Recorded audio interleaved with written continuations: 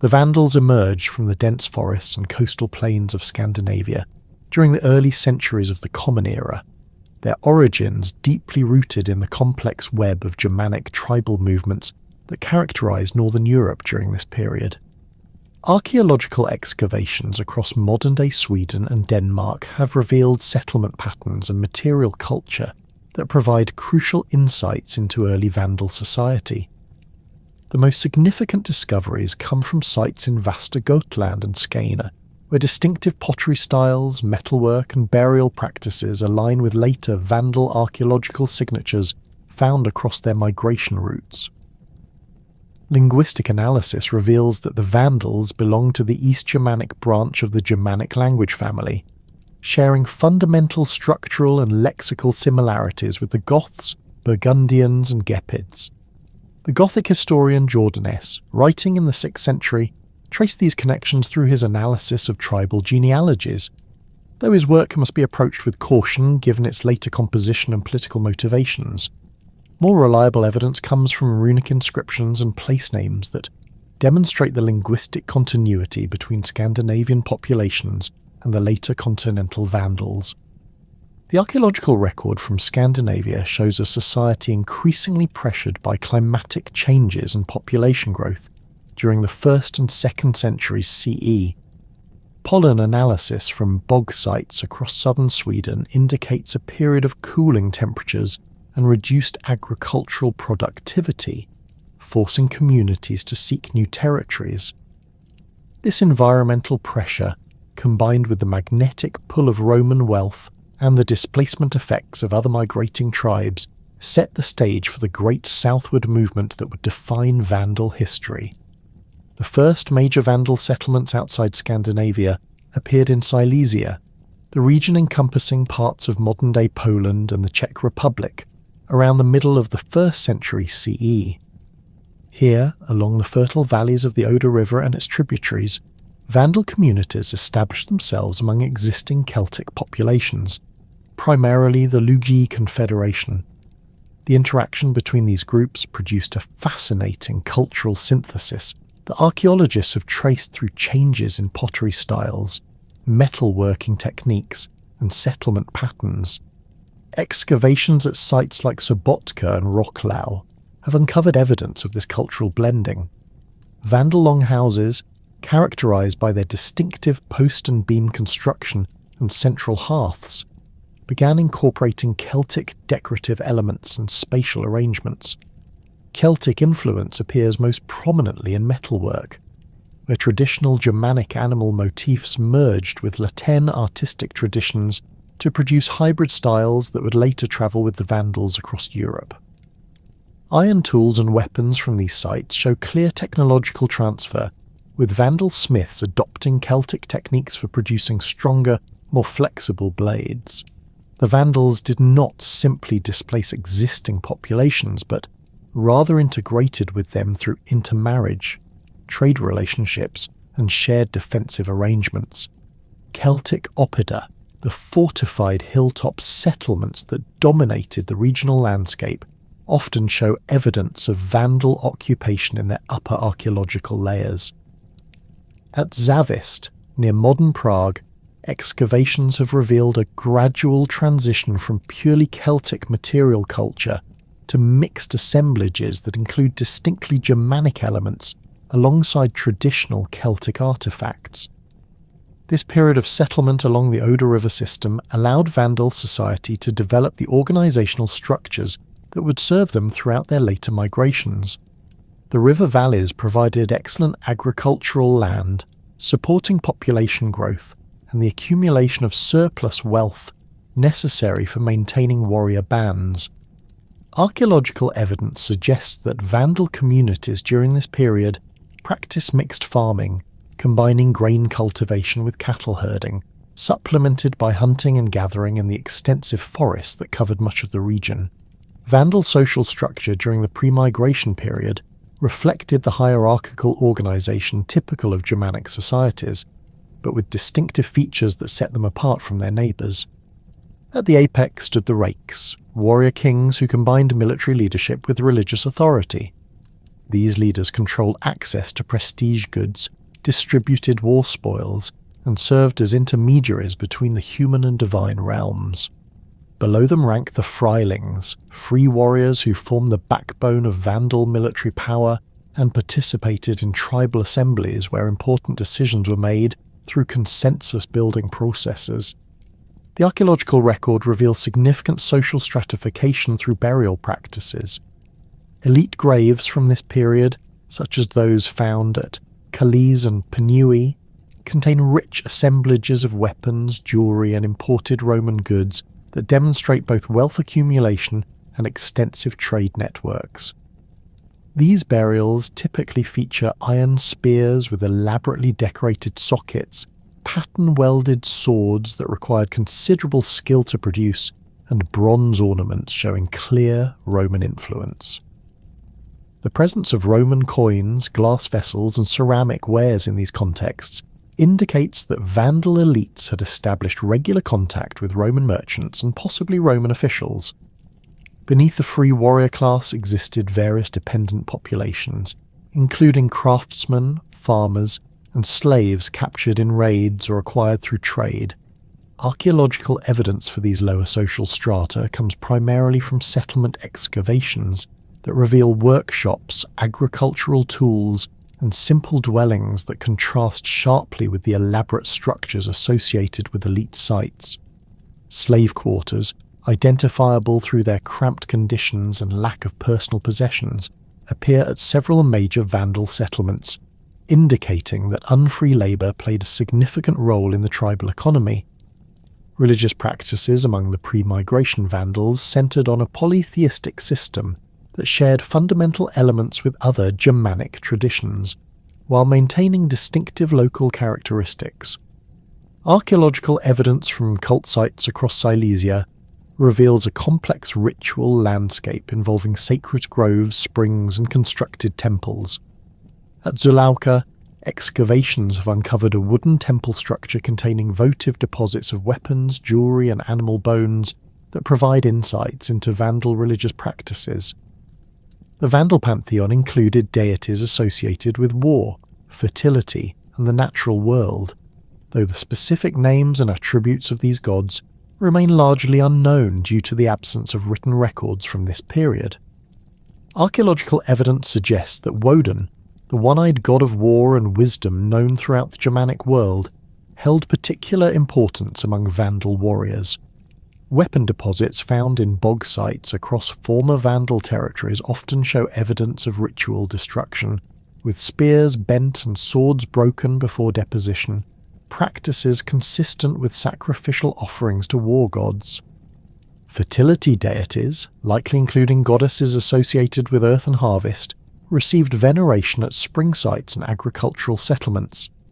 Excavations at Biskopin have revealed ritual deposits of grain, pottery, and female figurines that suggest seasonal ceremonies aimed at ensuring agricultural productivity.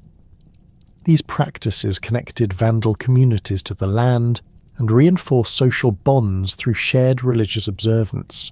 Ancestor worship formed another crucial component of Vandal religious life, with elaborate burial rituals designed to honour the dead and maintain connections between the living and deceased.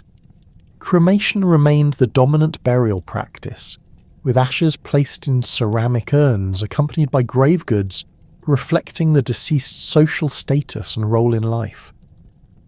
Some elite burials included ship settings, stone arrangements that outline the shape of vessels, possibly representing the journey to the afterlife or the deceased's role as a leader of expeditions. The warrior culture that permeated Vandal society found expression in both religious practices and social organisation. Young men underwent initiation rites that transformed them from boys to warriors, ceremonies that likely involved ritual combat, oath-taking, and the receiving of weapons from established fighters. Archaeological evidence for these practices comes from weapon deposits at cult sites and the consistent presence of arms in male burials from adolescence onward. Warrior bands, known as comitatus in Latin sources, formed the core of Vandal military organisation. These groups consisted of young fighters bound to experienced leaders through personal loyalty and shared participation in raids and battles. The bands served multiple functions beyond warfare, acting as labour gangs for major construction projects, hunting parties for large-scale expeditions, and ceremonial units for religious festivals. Members lived in communal longhouses, shared meals prepared in common hearths, and participated in drinking ceremonies that reinforced group solidarity. The first recorded conflicts between Vandals and Roman forces occurred during the 2nd century CE, as tribal pressure along the Danube frontier intensified and Roman expansion brought the two peoples into direct contact. The Marcomannic Wars marked the beginning of sustained military interaction, though Vandal participation in these conflicts remains difficult to trace through contemporary sources due to Roman tendencies to group various Germanic tribes under collective designations. Archaeological evidence from fortified sites along the Middle Danube suggests that Vandal warbands participated in the broader coalition of tribes that challenged Roman authority during this period. Weapon finds from battlefield sites near Carnuntum and Vindobona include spear points and shield bosses consistent with Vandal material culture, though definitive attribution remains problematic given the similarities in Germanic military equipment across different tribes.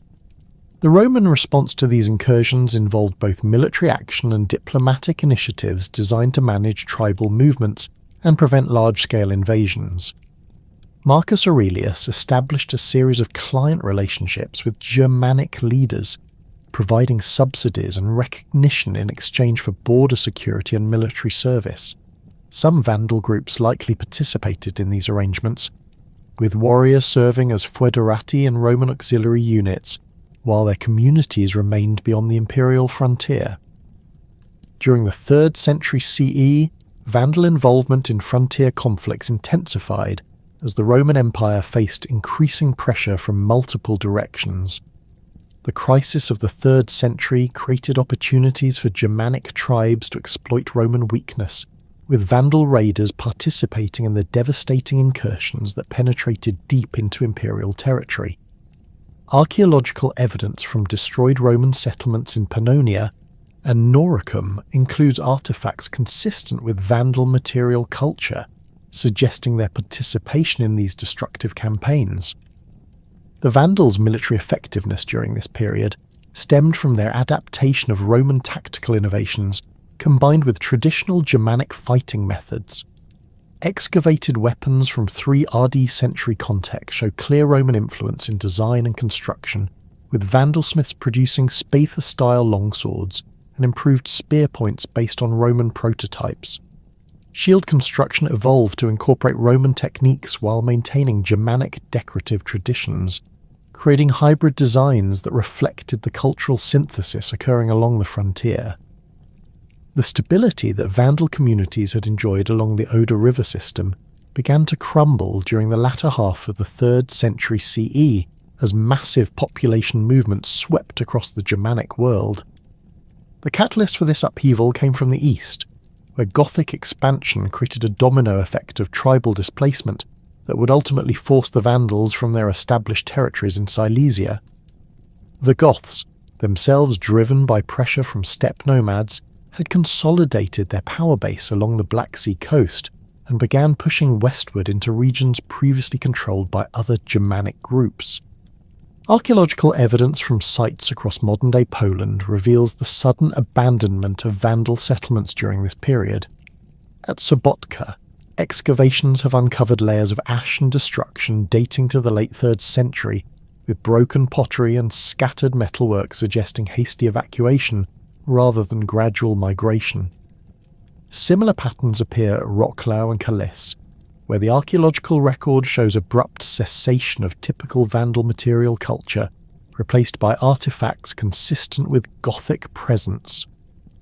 The speed of this displacement indicates that military pressure, rather than gradual demographic shifts, drove the Vandals from their ancestral lands. The Gothic expansion operated through a combination of direct military conquest and the establishment of tributary relationships with smaller tribes. Gothic warbands, equipped with superior cavalry tactics learned from steppe peoples, possessed significant advantages over traditional Germanic infantry formations. Their use of composite bows and mounted archers allowed them to harass enemy formations while avoiding decisive close combat, gradually wearing down resistance through repeated raids and skirmishes. Vandal settlements, designed for defense against other Germanic tribes using similar tactical approaches, proved inadequate against these new methods of warfare. Contemporary Roman sources, particularly the Historia Augusta and the works of Ammianus Marcellinus, describe the chaos that engulfed the Trans-Danubian regions during this period.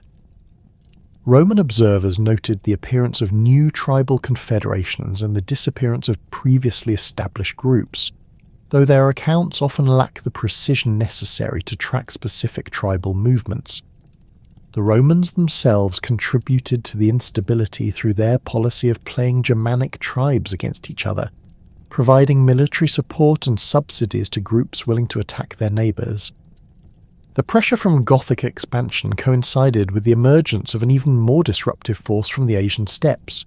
The Huns, a confederation of nomadic peoples skilled in mounted warfare, began moving westward during the 4th century CE, displacing or absorbing the various peoples they encountered. Their arrival fundamentally altered the balance of power across the Pontic-Caspian steppes and created waves of migration that rippled throughout the Germanic world. The Hunnic military system, based on highly mobile cavalry units capable of rapid strikes across vast distances, proved devastatingly effective against the more sedentary agricultural societies of Eastern Europe.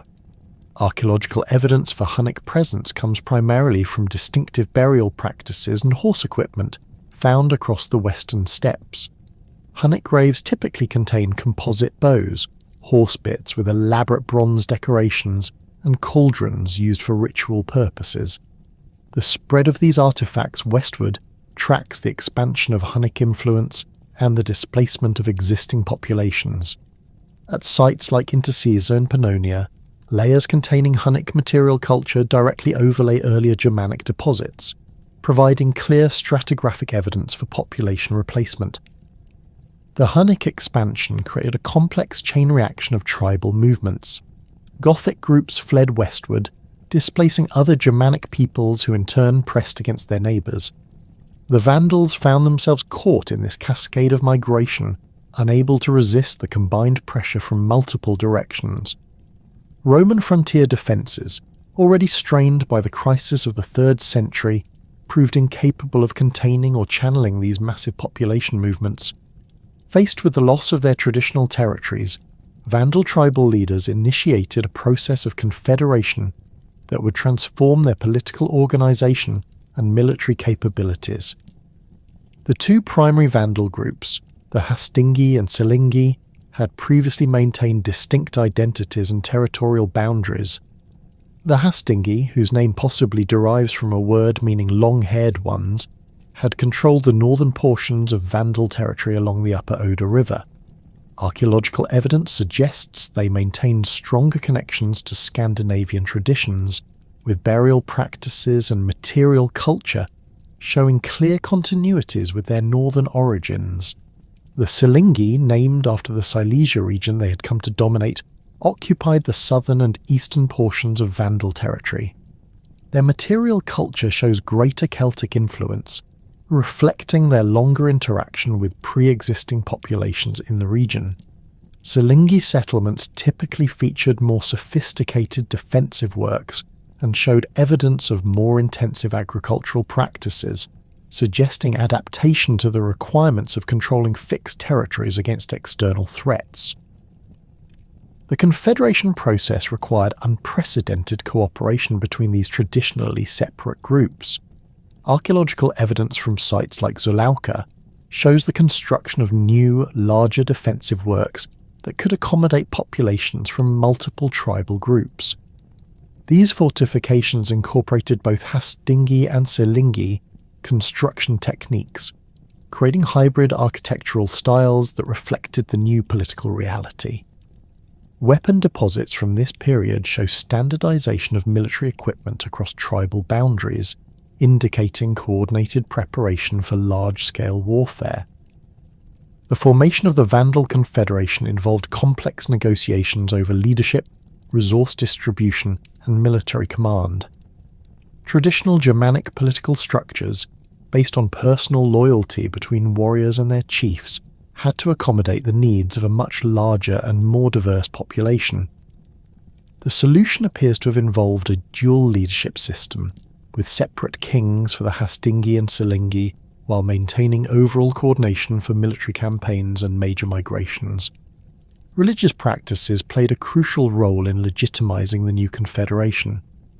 Archaeological evidence from cult sites shows the construction of new temples and ritual spaces designed to accommodate larger gatherings. Weapon deposits from this period include items from both tribal groups, suggesting joint ceremonies that reinforced political unity through shared religious observance.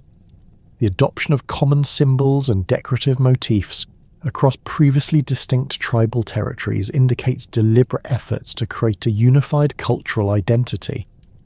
The Vandal Confederation extended beyond the Hastingi and Silingi to include alliance with the Alans, an Iranian-speaking nomadic people who had been displaced by Hunnic expansion. The Alans brought crucial military capabilities to the alliance, particularly expertise in cavalry warfare and knowledge of steppe tactical systems. Their inclusion transformed the Confederation from a purely Germanic tribal alliance into a multi-ethnic coalition capable of challenging Roman military power. Archaeological evidence for Alan presence among the Vandals comes from distinctive burial practices and horse equipment found at sites across their migration route.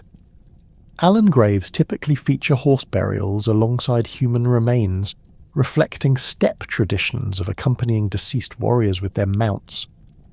The horses themselves show selective breeding for size and speed, indicating sophisticated knowledge of animal husbandry adapted to military requirements. Alan metalwork, characterized by distinctive geometric patterns and animal motifs derived from steppe artistic traditions, appears alongside Germanic artifacts at sites associated with the Confederation. The military integration of Alan cavalry with Germanic infantry created new tactical possibilities that would prove decisive in upcoming campaigns. Alan mounted archers provided the Confederation with reconnaissance capabilities and the ability to harass enemy formations at range, while Germanic warriors maintained their traditional role as heavy infantry capable of sustained close combat. This combination of mobility and staying power allowed the Confederation to adapt their tactics to different opponents and terrain conditions. The alliance with the Alans also brought diplomatic advantages, as the nomadic people maintained extensive networks of contacts across the steppe world and among other displaced populations. These connections provided valuable intelligence about Roman military movements, the activities of other migrating tribes, and the location of potential targets for raids or conquest. The Alans' knowledge of Roman frontier defences, gained through their own conflicts with imperial forces, proved particularly valuable in planning the Confederation's eventual assault on Roman territory. With their confederation established and alliance secured, the Vandals began their migration westward through the Carpathian Basin. This journey took them through Pannonia and Dacia, regions that had experienced Roman occupation but were now largely abandoned or held by skeleton garrisons. The migration proceeded in stages, with the Confederation establishing temporary settlements while scouting ahead for suitable routes and gathering intelligence about conditions further west. Archaeological evidence from sites across modern-day Hungary and Romania tracks the Vandal migration through distinctive artifact assemblages and settlement patterns.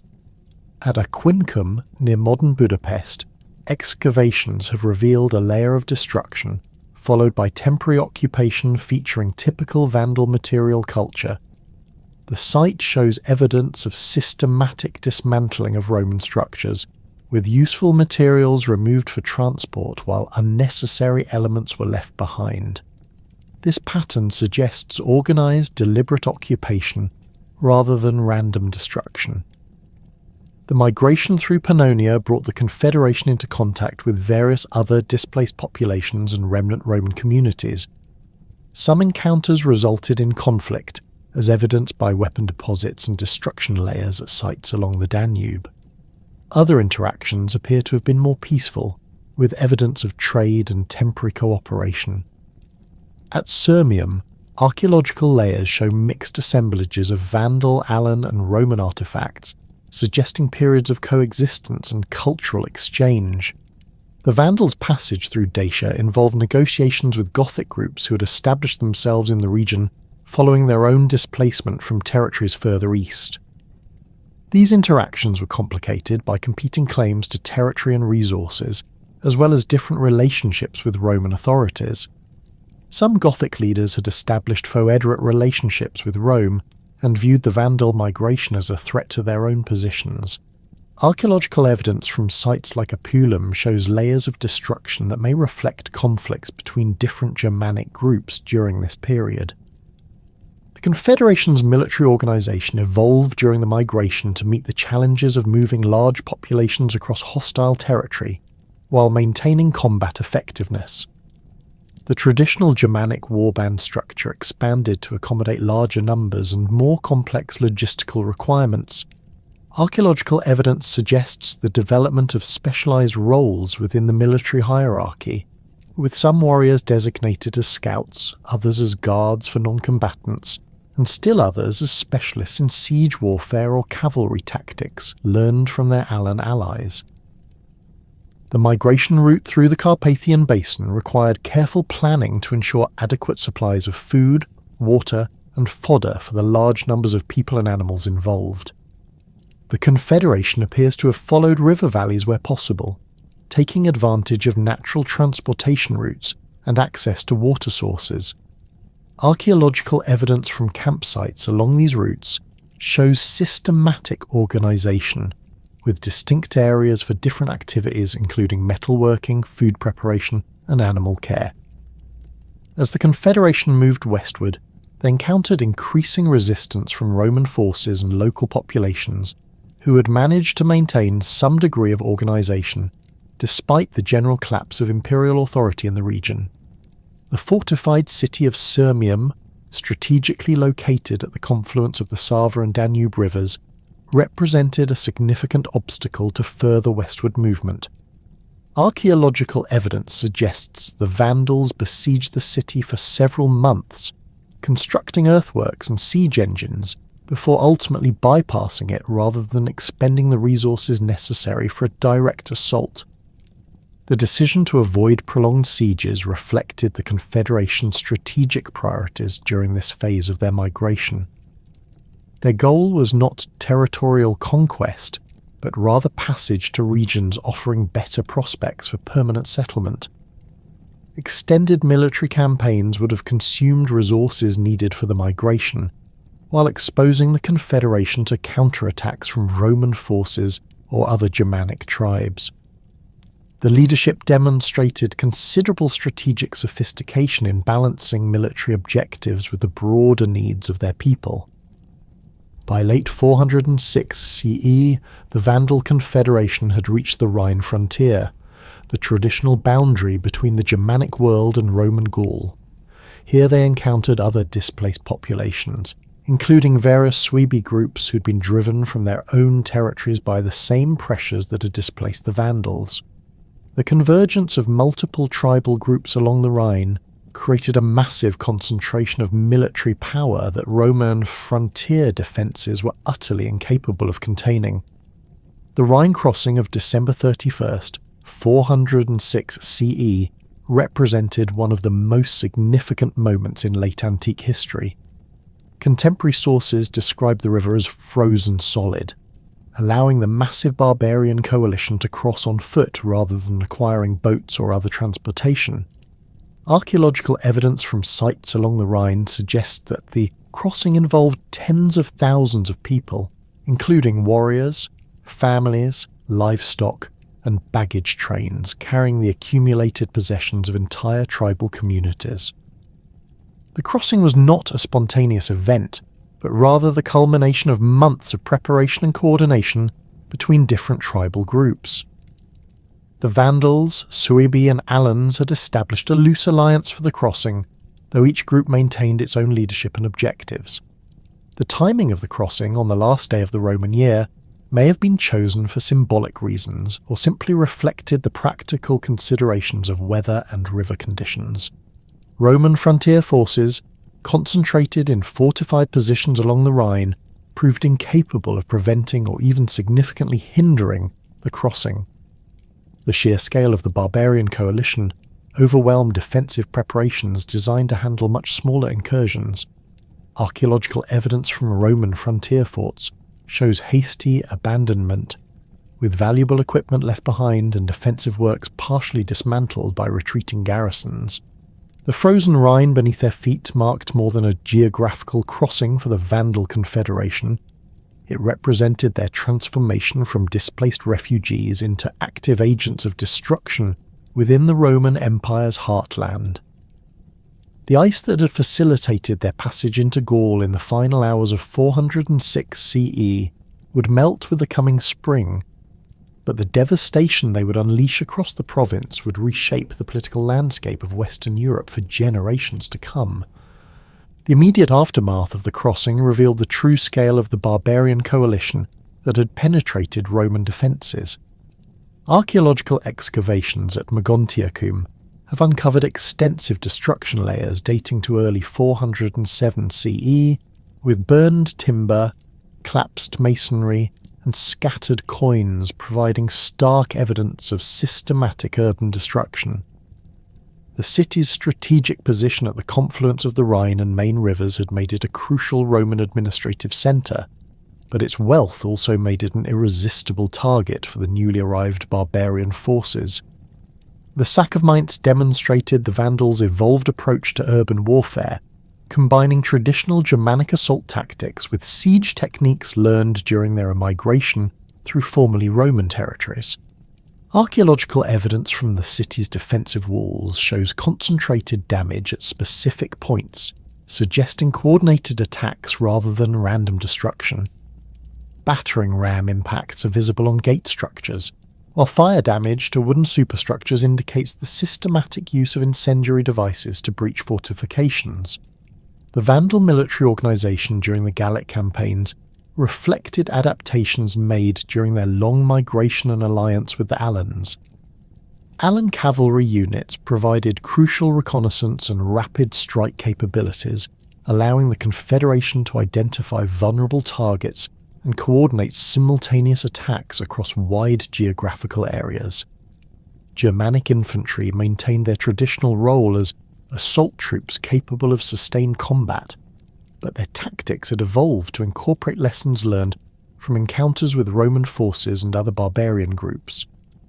Excavated weapon assemblages from battlefield sites across Gaul reveal the sophisticated military equipment employed by Vandal forces during this period. Spear points show standardized production techniques, indicating centralized weapon manufacturing despite the mobile nature of the Confederation. Sword fragments demonstrate the continued use of pattern-welded blades, but with modifications that reflect combat experience against Roman opponents. Shield bosses found at siege sites show deliberate reinforcement patterns designed to withstand the impact of Roman projectile weapons. The Confederation's cavalry arm, dominated by Alan warriors, employed tactics that proved devastatingly effective against Roman defensive strategies designed to counter traditional Germanic infantry assaults.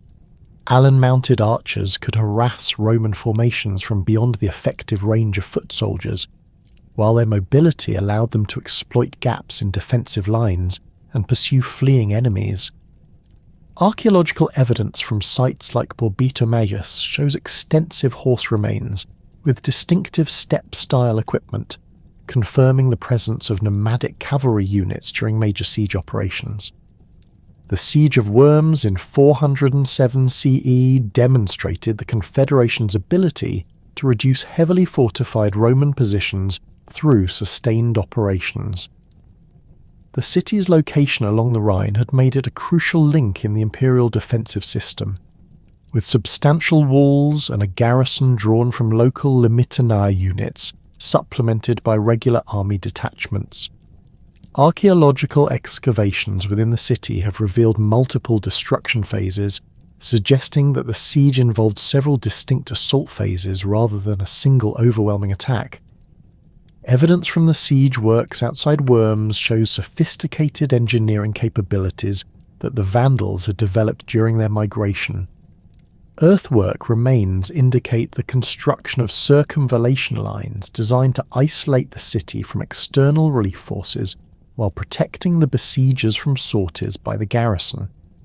The discovery of siege engine components, including iron fittings from catapults and ballista bolts, demonstrates that the Confederation had acquired or developed the technical knowledge necessary for formal siege warfare. The systematic nature of urban destruction across Gaul reflects deliberate strategic choices rather than random violence. At Argentoratum, archaeological layers show selective demolition of administrative buildings and military installations while residential areas suffered less comprehensive damage.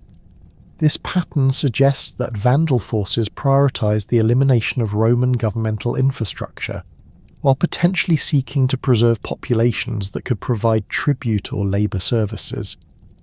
The breakdown of Roman administrative control in Gaul created opportunities that the Vandal Confederation exploited with considerable strategic sophistication. Local Roman officials, cut off from central authority and lacking adequate military support, found themselves forced to negotiate with barbarian leaders from positions of extreme weakness. Contemporary sources describe various attempts to establish working relationships with the invaders, though these arrangements typically favoured the barbarians heavily. The failure of foederati arrangements between Roman authorities and the Vandal Confederation stemmed from fundamental misunderstandings about barbarian political organisation and objectives. Roman negotiators, accustomed to dealing with individual tribal kings who could commit their followers to specific agreements, struggled to comprehend the complex alliance structure that bound together Hastingi and Silingi Vandals with their Alan allies.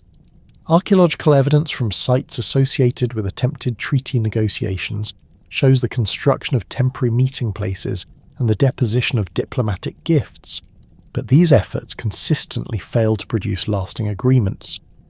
Tribute arrangements proved equally unsuccessful, as Roman officials lacked the resources to satisfy barbarian demands, while the Confederation possessed sufficient military strength to take what they wanted through force. Coin hoards buried during this period across Gaul reflect the desperate attempts of Roman administrators to preserve imperial resources from barbarian seizure. The largest of these hoards, discovered near Treveri, contains over 3,000 gold and silver coins dating to the early 5th century, representing a substantial portion of the regional treasury. The Vandal Confederation's military success in Gaul stemmed partly from their ability to adapt their tactics to different types of opponents and terrain conditions. Against heavily fortified Roman cities, they employed formal siege techniques supplemented by cavalry raids that prevented the arrival of relief forces. When confronting Roman field armies, they used their mobility advantage to choose favourable battle conditions while avoiding pitched battles against superior numbers. Archaeological evidence from multiple battlefield sites shows the remains of Roman military equipment abandoned during retreats, indicating that imperial forces frequently chose withdrawal over direct confrontation. The Confederation's logistical capabilities during the Gallic campaigns demonstrated remarkable organisational sophistication for a nomadic society.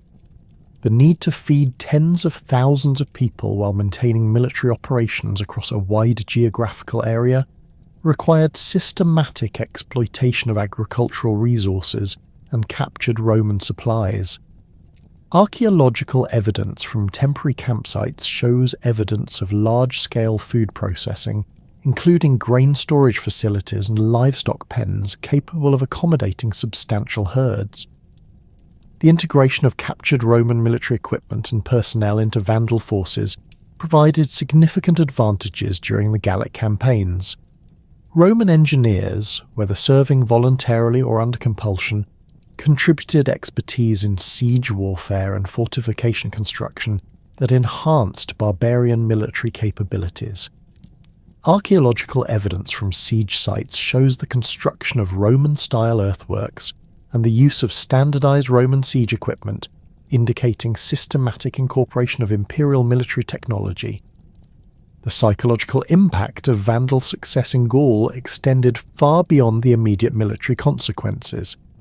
News of barbarian victories and the collapse of Roman defences spread rapidly throughout the western provinces, encouraging other groups to challenge imperial authority while demoralizing Roman forces and civilian populations. Contemporary sources describe widespread panic in regions not yet directly affected by barbarian attacks, with wealthy Romans fleeing to fortified locations or attempting to negotiate private arrangements with approaching invaders. The economic disruption caused by the Vandal campaigns fundamentally altered the structure of Gallic society. Archaeological evidence from villa sites across the province shows widespread abandonment during this period, with wealthy landowners fleeing and agricultural production collapsing in many regions. Urban centres that survived direct attack often experienced severe population decline as trade networks collapsed and administrative functions ceased to operate effectively. The Confederation's treatment of captured populations varied considerably depending on strategic circumstances and local conditions.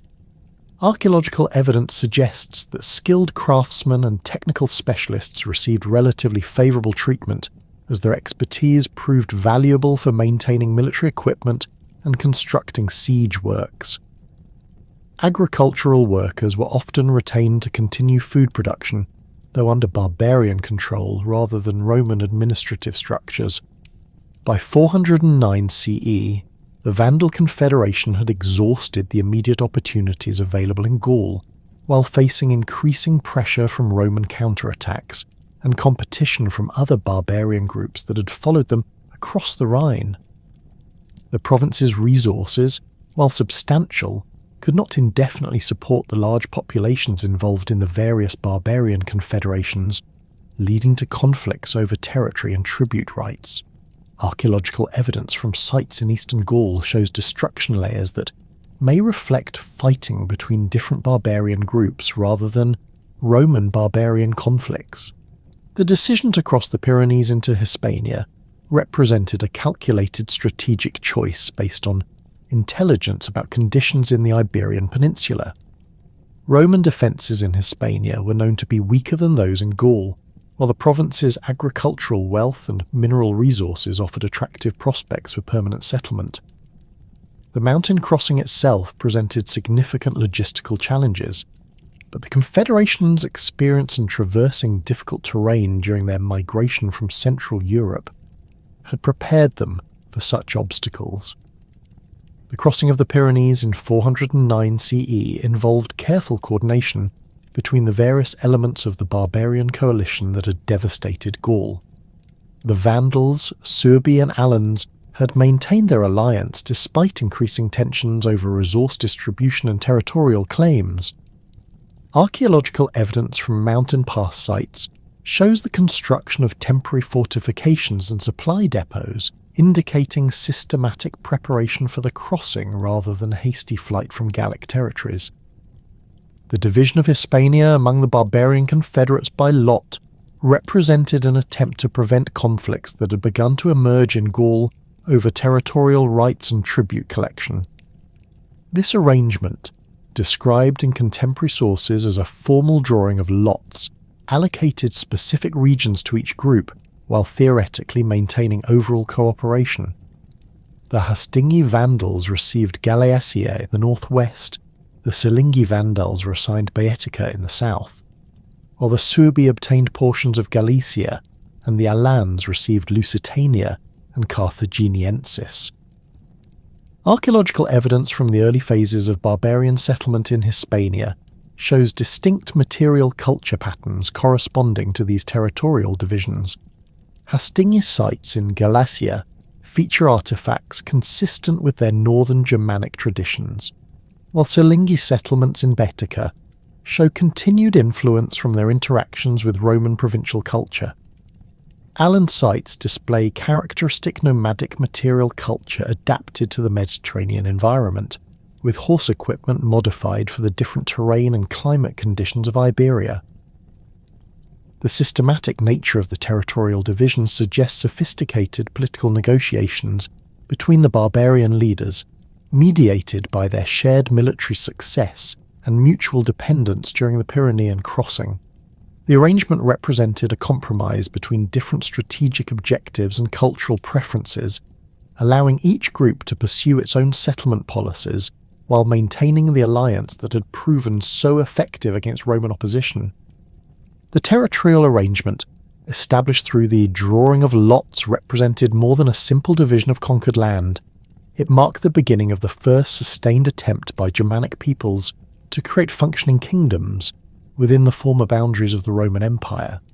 The Hastingi Vandals, under their king Genseric, found themselves masters of Galicia, a region encompassing modern northwestern Spain and northern Portugal.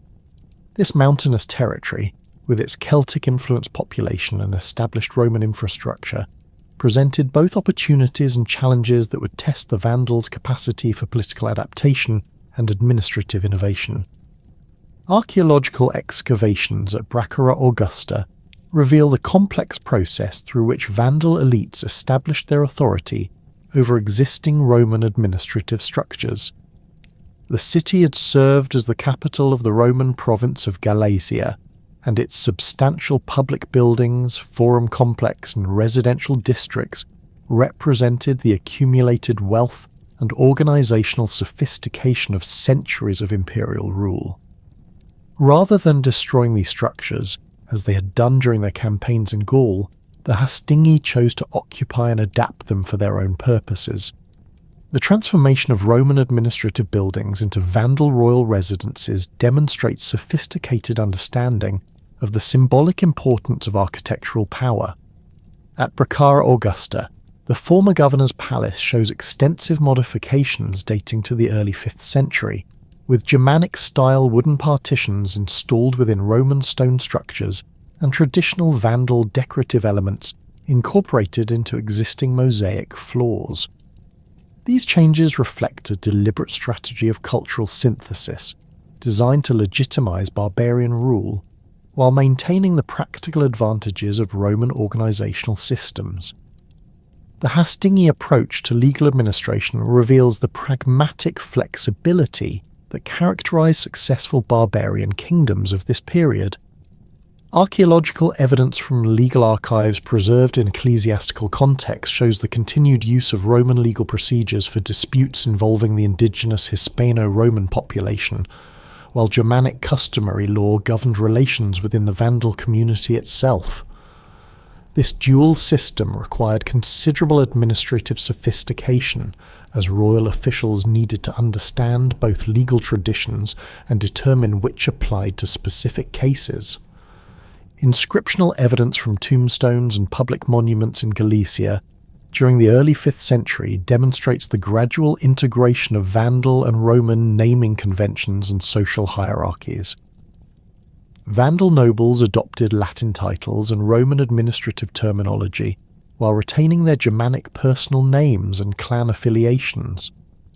A funerary inscription from Astorga commemorates Gundericus Rex Vandalorum, using Latin formulaic language to describe a Germanic king, while maintaining traditional Vandal royal epithets in the vernacular portions of the text. The process of Romanization among Vandal elites accelerated as they encountered the practical requirements of governing settled agricultural populations. Unlike their nomadic Allan allies or the pastoral Germanic tribes they had previously encountered, the Hispano-Roman inhabitants of Galicia possessed sophisticated agricultural techniques, established trade networks, and complex social hierarchies that could not be easily disrupted without destroying the economic foundations of the region. Vandal leaders found themselves compelled to master Roman administrative practices, legal procedures, and diplomatic protocols to maintain effective control over their new territories. The integration of Roman governmental structures with Germanic political traditions created hybrid institutions that reflected the multicultural nature of the emerging Vandal kingdom. Archaeological evidence from administrative sites shows the construction of audience halls that combined Roman architectural elements with Germanic spatial arrangements suited to traditional tribal assemblies. These buildings featured Roman-style colonnades and decorative programs, but with modified interior layouts that accommodated Germanic practices of public consultation and consensus building. The Vandal royal court in Galicia attracted Roman intellectuals, administrators, and craftsmen who provided essential expertise for the functioning of the new kingdom. Manuscript evidence from ecclesiastical libraries preserves fragments of administrative documents that reveal the employment of Roman scribes and legal experts in Vandal royal service. These officials maintained Latin as the administrative language, while gradually incorporating Germanic legal concepts and procedural modifications that reflected barbarian political priorities.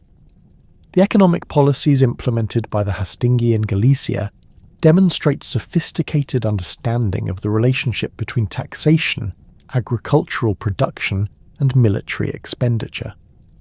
Archaeological evidence from villa sites shows continued agricultural production under new ownership arrangements, with Roman estate structures maintained but operated under modified labour systems that incorporated both free Germanic settlers and dependent Hispano-Roman cultivators.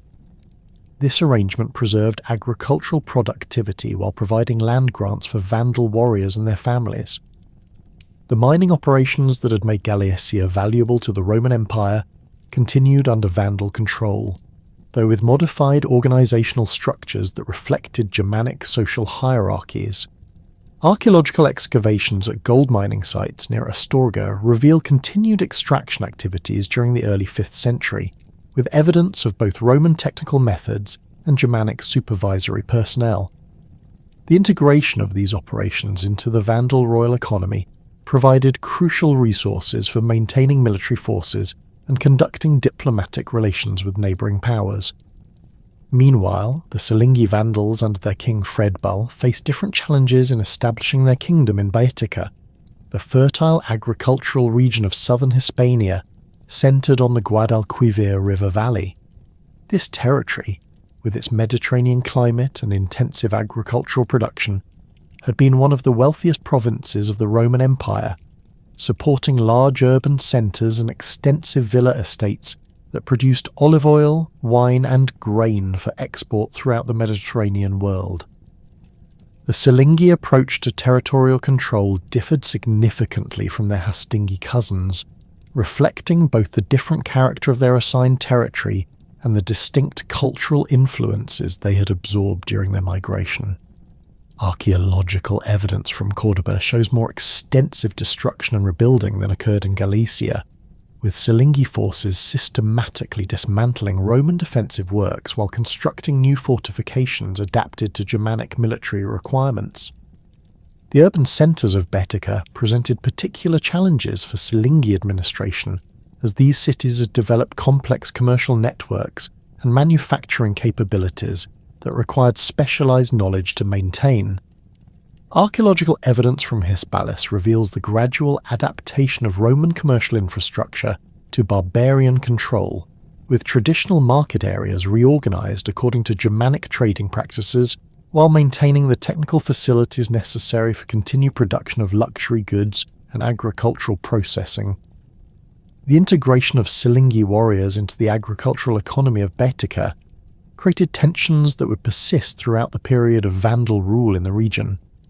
Germanic military traditions emphasised cattle herding and raiding as primary economic activities, while the Mediterranean agricultural system of Baetica depended on intensive cultivation of permanent crops like olive trees and vineyards that required long-term investment and specialised knowledge. Archaeological evidence from rural sites shows attempts to combine these different economic approaches with mixed results that varied considerably across different localities. The conflicts that emerged between Germanic settlers and indigenous Hispano-Roman populations in Baetica stemmed partly from fundamental differences in agricultural practices and land use concepts. Roman villa estates had been organised as integrated economic units combining agricultural production, manufacturing activities, and commercial operations under centralised management. Germanic settlement patterns, based on individual family holdings and communal grazing rights, proved difficult to reconcile with these established systems without significant disruption to productivity. Archaeological excavations at villa sites throughout Baetica reveal evidence of violent conflicts during the early period of Silingi settlement. At Villa de la Dehesa, near Esilla, destruction layers dating to approximately 410 CE show evidence of systematic burning and the deliberate destruction of agricultural infrastructure, including olive presses and grain storage facilities. The subsequent occupation phases reveal attempts to rebuild these facilities using Germanic construction techniques, though with significantly reduced capacity and efficiency. The gradual Romanization of Silingi elite culture proceeded more slowly than among the Hastingi, partly due to the greater cultural distance between Germanic pastoral traditions and the sophisticated urban civilization of Baetica. However, archaeological evidence shows steady adaptation over time, with Silingi nobles gradually adopting Roman residential patterns, dietary practices, and material culture. Excavations at sites associated with Silingi leadership show the progressive incorporation of Roman luxury goods, architectural elements, and artistic motifs into Germanic cultural contexts. The military organisation of both Vandal kingdoms reflected the need to balance traditional Germanic warrior culture with the practical requirements of territorial defence and internal security. Archaeological evidence from fortified sites across both Galicia and Baetica shows the construction of defensive works that combine Germanic military engineering with Roman fortification techniques. These hybrid fortifications featured Germanic timber and earthwork construction reinforced with Roman stone masonry and equipped with siege engines based on imperial military technology. The Vandal military system during this period maintained the traditional Germanic emphasis on personal loyalty between warriors and their leaders, while adapting to the requirements of governing settled territories. Archaeological evidence from weapon deposits at cult sites shows the continued importance of ritual practices in maintaining military cohesion, with offerings of arms and armour serving to reinforce the sacred bonds between kings and their warrior followers. However, these traditional practices were supplemented by Roman-style military organisation, including standardised equipment, regular training, and systematic logistics. The emergence of Visigothic power in southern Gaul under King Wallia posed an existential threat to the newly established Vandal kingdoms in Hispania. The Visigoths, serving as foederati under Roman authority, possessed several crucial advantages over their Vandal competitors, including formal recognition from the imperial government, access to Roman military support, and established supply lines connecting their territories to the broader imperial economy. Archaeological evidence from frontier sites along the Pyrenees shows intensive Visigothic military preparations during the late 410s. With the construction of forward bases and the stockpiling of weapons and supplies for major campaigns. The Visigothic military system under Wallia represented the culmination of decades of adaptation and integration with Roman military practices. Unlike the Vandals, who had maintained their traditional Germanic military organisation while gradually incorporating Roman elements, the Visigoths had undergone systematic transformation under Roman tutelage. Their forces combined Gothic heavy cavalry with Roman infantry tactics and siege techniques, creating a military machine specifically designed for operations within the imperial frontier system. The strategic situation facing the Vandal kingdoms in Hispania deteriorated rapidly as Visigothic forces began systematic campaigns against barbarian settlements in the peninsula. The Visigoths possessed superior logistics, better intelligence networks, and the crucial advantage of Roman naval support that allowed them to coordinate land and sea operations against their enemies.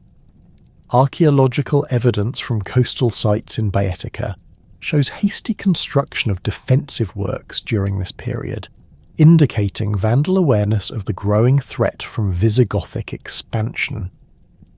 The first major confrontation between Visigothic and Vandal forces occurred in 416 CE, when Wallia's armies crossed the Pyrenees and began systematic attacks on Silingi positions in Baetica. The campaign demonstrated the military superiority that the Visigoths had achieved through their integration with Roman military systems.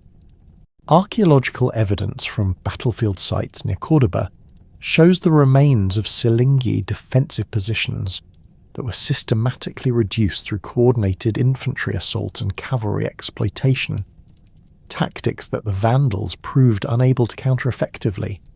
The destruction of Silingi military power proceeded with devastating efficiency as Visigothic forces exploited their advantages in mobility, logistics, and tactical coordination. The Silingi, despite their numerical strength and familiarity with the local terrain, found themselves unable to concentrate sufficient forces to resist Visigothic advances. Archaeological evidence from multiple sites across Baetica shows the systematic destruction of Silingi fortifications and the abandonment of settlements that had been established during their initial conquest of the region. The fate of King Fredbal and the Silingi royal leadership remains unclear from contemporary sources, though archaeological evidence suggests that organised Silingi resistance collapsed rapidly once their main military forces were defeated. Weapon deposits from sites associated with the final Silingi resistance show evidence of hasty burial, suggesting that surviving warriors attempted to preserve their arms for future use, rather than surrendering them to Visigothic forces. However, the absence of subsequent Silingi activity in the archaeological record indicates that these hopes proved futile. The survivors of the Silingi destruction faced the choice between submission to Visigothic authority or flight to territories controlled by their Hastingi cousins in Galatia. Archaeological evidence suggests that significant numbers chose the latter option, with material culture assemblages from Galician sites during the late 410 M showing increased diversity that reflects the incorporation of refugees from Baetica. This influx of population provided the Hastingi with additional military manpower, while also creating logistical challenges in supporting larger numbers of dependents. The Alan Confederation, which had established itself in Lusitania and Carthaginiensis, suffered similar devastation at Visigothic hands during the same period. The destruction of Alan military power proceeded even more rapidly than the elimination of the Silingi, as the nomadic Alans proved less capable of adapting to defensive warfare in fixed positions. Archaeological evidence from Alan sites shows widespread abandonment during the late 410s, with characteristic nomadic material culture disappearing from the archaeological record across most of Hispania. The remnants of the Alan Confederation, reduced to a fraction of their former strength, sought refuge with the Hastingi Vandals in Galicia, rather than attempting to maintain independent resistance against Visigothic expansion. This decision reflected both practical military considerations and the existing alliance relationships that had bound the Alans to the Vandal Confederation since their migration from Central Europe. The integration of Alan survivors into Hastingi military organisation provided crucial cavalry expertise while reinforcing the multicultural character of the surviving Vandal kingdom. The absorption of Alan military traditions into Hastingi forces marked a significant evolution in Vandal military capabilities. The nomadic expertise of the Alans in horse breeding, cavalry tactics, and rapid movement complemented Germanic strengths in infantry combat and siege warfare. Archaeological evidence from military sites in Galicia during the 420s shows the construction of facilities for maintaining large numbers of horses, indicating the increased importance of cavalry in Vandal military organisation. The concentration of surviving barbarian forces in Galicia under Hastingi leadership created a formidable military power that proved capable of resisting Visigothic expansion. The mountainous terrain of the region favoured defensive operations, while the integration of Silingi infantry, Alan, cavalry and Hastingi leadership created a balanced military force capable of adapting to different tactical situations. Archaeological evidence from fortified positions throughout Galatia shows extensive construction and reinforcement during this period, indicating systematic preparation for prolonged resistance. The maritime expansion that would ultimately define Vandal historical significance began during this period of territorial consolidation in Galatia. The Atlantic coastline of their kingdom provided access to naval resources and shipbuilding expertise that had been absent during their previous continental campaigns. Archaeological excavations at ports like Brigantium reveal evidence of shipbuilding activities and naval preparations that marked the beginning of Vandal transformation from a land-based Germanic confederation into a maritime power capable of challenging Roman control of the Western Mediterranean. The development of Vandal naval capabilities required the acquisition of technical knowledge and skilled personnel from the Hispano-Roman population of Galicia. The region had maintained maritime connections with other Atlantic regions, including Britain and Gaul, providing a foundation of shipbuilding expertise and navigational knowledge that could be adapted to military purposes. Archaeological evidence from shipyards shows the construction of vessels that combined Germanic design elements with Roman naval technology, creating hybrid ships suited to both coastal raiding and longer-distance expeditions. The first Vandal naval raids against Roman territories in the Western Mediterranean represented a dramatic expansion of barbarian military capabilities beyond traditional land-based operations. These expeditions, launched from bases along the Galician coast, demonstrated the strategic potential of naval warfare for a kingdom that lacked the resources to challenge Roman power through conventional territorial expansion. Archaeological evidence from target sites along the Mediterranean coast shows destruction patterns consistent with seaborne raids during the 420s, marking the beginning of a new phase in Vandal military evolution. The consolidation of Vandal power in Galicia under Hastingi leadership created the foundation for one of the most audacious military enterprises in late antique history. King Genseric's death in 428 CE brought his half-brother Genseric to the throne, a ruler whose strategic vision would transform the Vandals from a regional power confined to northwestern Hispania into masters of the western Mediterranean.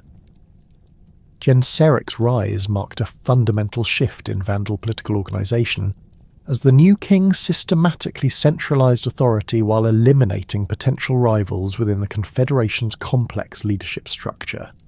Archaeological evidence from royal sites in Galicia during the late 420s reveals extensive construction projects that reflect Genseric's consolidation of power.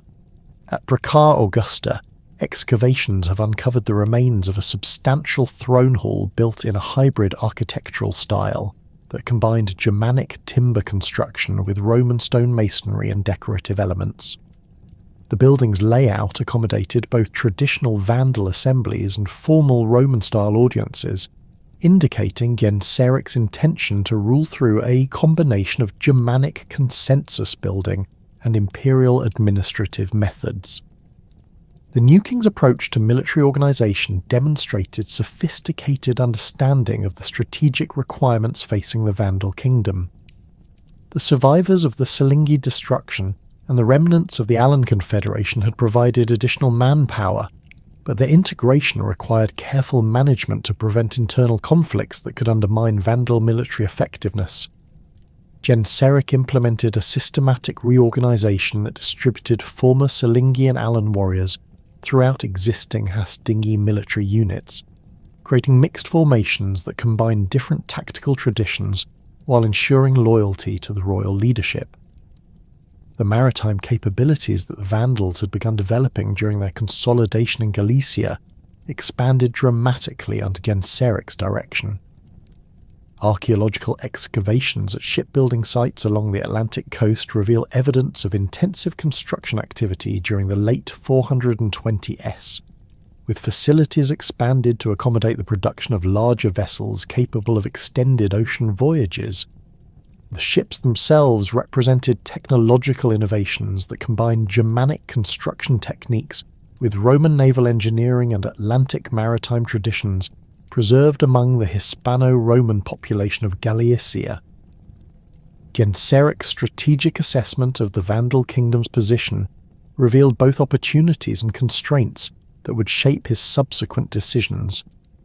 The mountainous terrain of Galicia provided excellent defensive advantages against land-based attacks, but the region's limited agricultural capacity could not indefinitely support the large population that had concentrated there following the destruction of the Silingi and Alan kingdoms.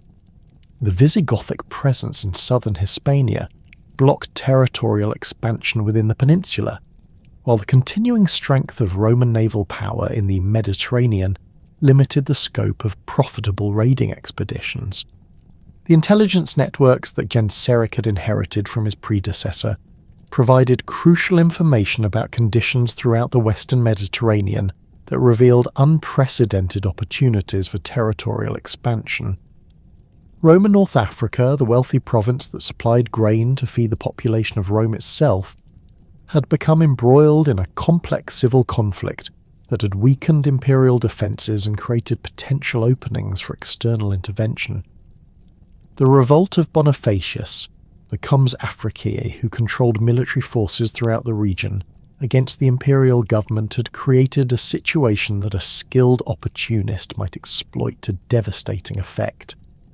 The decision to invade Roman Africa represented a calculated strategic gamble based on careful analysis of military capabilities, logistical requirements, and potential rewards. Unlike the earlier Vandal migrations, which had been driven by external pressure and immediate survival needs, the African expedition reflected deliberate planning designed to achieve specific political and economic objectives.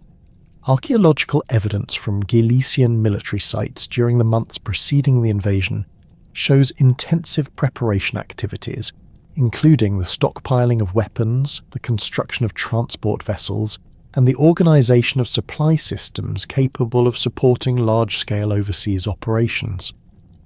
The crossing of the Strait of Gibraltar in May 429 CE involved approximately 80,000 people, representing one of the largest barbarian migrations in recorded history. This massive movement included not only Vandal and Alan warriors, but also their families, dependents, and the accumulated possessions of entire tribal communities. The logistical complexity of transporting such numbers across the Mediterranean required unprecedented organizational capabilities and demonstrated the sophisticated administrative systems that Genseric had developed during his consolidation of power in Hispania.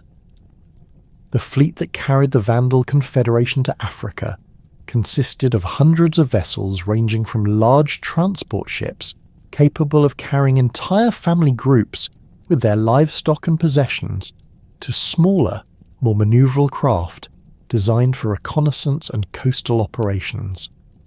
Archaeological evidence from shipwreck sites in the western Mediterranean includes vessels with construction characteristics consistent with Vandal shipbuilding techniques, providing physical evidence for the scale and sophistication of the maritime operation.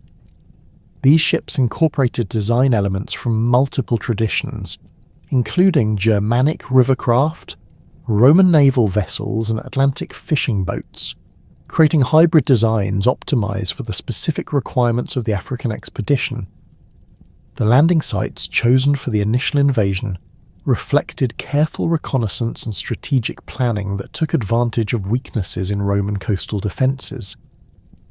The Vandals avoided heavily fortified ports like Tingis and Lixus, instead selecting smaller harbours and beach landing sites that could accommodate their large fleet while minimising the risk of immediate Roman counterattack. Archaeological excavations at several potential landing sites along the Moroccan coast have revealed evidence of temporary fortifications and supply depots that may be associated with the initial phases of the Vandal invasion. The immediate Roman response to the Vandal landing demonstrated the weakness of imperial defences in North Africa and the extent to which the civil conflict involving Bonifacius had disrupted normal military operations. Local garrison forces, already stretched thin by the demands of the ongoing revolt, proved incapable of mounting effective resistance against the massive barbarian invasion force. Contemporary sources describe panic among Roman administrators and civilian populations as news of the Vandal landing spread throughout the province, with many officials fleeing their posts and wealthy civilians attempting to evacuate their portable possessions to supposedly safer locations. The systematic conquest of Roman North Africa proceeded with remarkable efficiency as Vandal forces exploited their advantages in mobility, numbers, and tactical coordination. The Confederation's military organization, refined through decades of migration and warfare, proved ideally suited to the requirements of rapid territorial expansion across the North African coastal plain. Vandal cavalry, strengthened by the integration of Allan survivors, provided reconnaissance and rapid strike capabilities, while Germanic infantry formations proved effective in both siege operations and field battles against Roman forces. The siege of Hippo Regius in 430 CE marked a crucial test of Vandal military capabilities against a major Roman fortified position. This city, located on the Mediterranean coast in modern Algeria, served as an important administrative and commercial centre, with substantial defensive works and a garrison reinforced by local militia units. The siege demonstrated the sophisticated siege techniques that the Vandals had developed during their campaigns in Gaul and Hispania, combining traditional Germanic assault methods with Roman engineering principles and equipment captured during their conquest of the region. Archaeological excavations around Hippo Regius have revealed extensive evidence of the siege operations, including the remains of Vandal siege works, weapon deposits, and temporary fortifications constructed during the prolonged investment of the city. The siege lines show sophisticated engineering, with earthworks designed to isolate the city from external relief while protecting the besiegers from sorties by the garrison. The discovery of siege engine components, including stone projectiles and iron fittings from catapults, demonstrates that the Vandals had acquired or developed the technical capabilities necessary for formal siege warfare against heavily fortified Roman positions. The death of Augustine of Hippo during the siege in August 430 CE provided the event with symbolic significance that extended far beyond its immediate military importance. Augustine, whose theological writings had profoundly influenced Christian thought throughout the Roman world, had spent his final months organising the spiritual defence of his city, while Vandal forces tightened their siege lines around its walls. His death marked not only the end of one of Christianity's most influential thinkers, but also symbolised the broader transformation of the Roman world as barbarian kingdoms replaced imperial administration across vast territories. The fall of Hippo Regius after a siege lasting over a year demonstrated both Vandal persistence and the ultimate weakness of Roman defensive capabilities in North Africa. The city's capture provided the Confederation with a major port facility and substantial quantities of military equipment, supplies, and treasure that had been accumulated during the siege. Archaeological evidence from the post-siege occupation phases shows systematic Vandal reorganisation of the city's infrastructure, with Roman administrative buildings converted to barbarian purposes while maintaining the essential commercial and manufacturing facilities that made the city economically valuable. The Vandal approach to governing conquered territories in North Africa reflected lessons learned during their earlier experiences in Hispania, but adapted to the different conditions and opportunities available in the African provinces. Unlike the mountainous terrain of Galatia, which had favoured defensive strategies and limited territorial expansion, the coastal plains of North Africa offered opportunities for extensive conquest while providing access to the wealthy trade networks that connected the Mediterranean world. The region's agricultural productivity, based on extensive grain cultivation and olive production, could support much larger populations than the Vandals had been able to maintain in Hispania. The systematic exploitation of Roman administrative infrastructure allowed the Vandals to maintain effective control over their rapidly expanding territories while preserving the economic systems that made the region valuable. Archaeological evidence from administrative sites throughout Vandal-controlled North Africa shows the continued use of Roman record-keeping systems, legal procedures, and taxation methods, though under barbarian supervision and modified to serve Vandal political priorities. This pragmatic approach to governance demonstrated Genseric's understanding that successful territorial expansion required more than military conquest. It demanded the preservation and adaptation of existing institutional structures. The integration of Roman technical expertise and administrative knowledge into Vandal governmental systems proceeded through a combination of voluntary cooperation and systematic coercion. Roman officials who demonstrated willingness to serve the new barbarian authorities received favourable treatment and opportunities for advancement, while those who resisted faced imprisonment, exile, or execution. Archaeological evidence from sites associated with Vandal administration includes Latin inscriptions that commemorate Roman officials serving under barbarian authority, indicating the extent to which imperial administrative traditions continued under the new political order. The naval expansion that accompanied Vandal territorial conquest in North Africa transformed the Confederation from a land-based Germanic kingdom into a major Mediterranean maritime power. The capture of Roman naval facilities, shipyards, and technical personnel provided the resources necessary for constructing fleets capable of challenging imperial control of sea routes throughout the western Mediterranean. Archaeological excavations at ports like Hippo Regius and Rusicade have revealed evidence of extensive shipbuilding activities during the early period of Vandal rule, with facilities expanded and modified to accommodate the production of both military vessels and commercial ships. The development of Vandal naval capabilities proceeded through systematic acquisition of Roman maritime technology, combined with innovations based on their own cultural traditions and strategic requirements. The ships produced in Vandal shipyards incorporated Roman hull designs and rigging systems, with Germanic decorative elements and tactical modifications suited to raiding operations. Archaeological evidence from shipwreck sites includes vessels with construction characteristics that suggest Vandal origin, featuring hybrid designs that combined multiple maritime traditions into effective naval platforms. The economic foundations of the emerging Vandal kingdom in North Africa rested on the systematic exploitation of the region's agricultural and commercial resources. The coastal plains between modern Tunisia and Algeria had served as one of the Roman Empire's primary grain-producing regions, with extensive villa estates and agricultural processing facilities that generated substantial surpluses for export throughout the Mediterranean world. The Vandals' ability to maintain and expand this agricultural production while adapting it to serve their own political and military needs provided the economic foundation for their subsequent expansion and consolidation of power. Archaeological evidence from rural sites throughout Vandal-controlled North Africa reveals the complex process through which barbarian settlement patterns were integrated with existing Roman agricultural systems.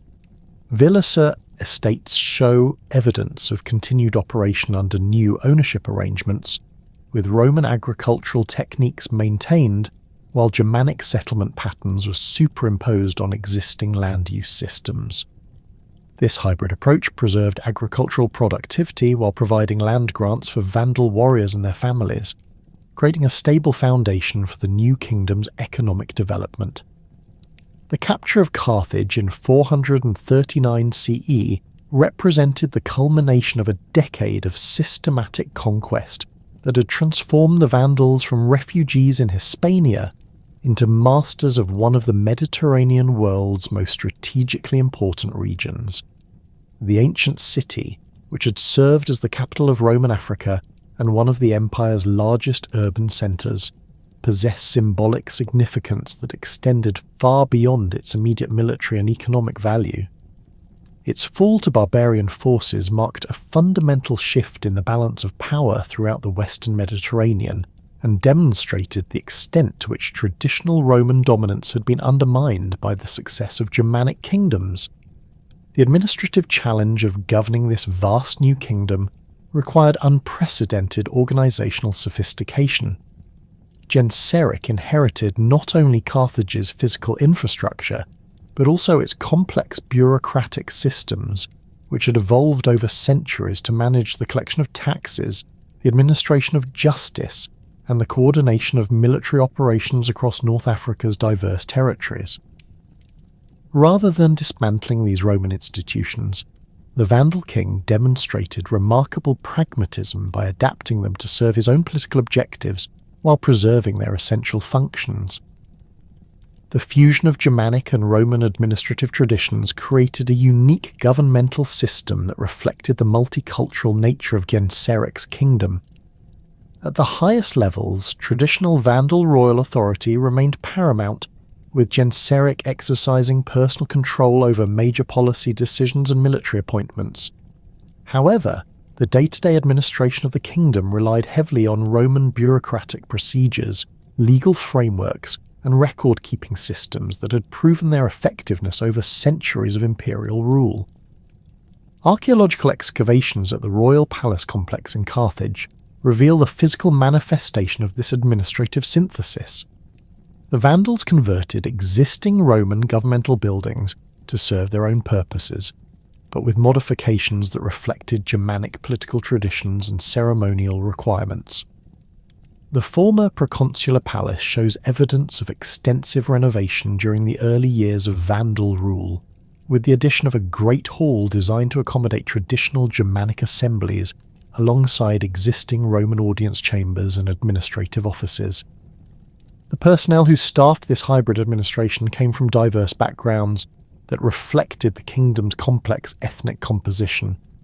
Roman administrators who had served the imperial government found opportunities for continued employment under Vandal authority, though their positions now depended on demonstrating loyalty to Germanic rather than imperial interests. Many of these officials possessed specialized knowledge of taxation systems, legal procedures, and commercial regulations that proved invaluable for maintaining the economic foundations of the kingdom.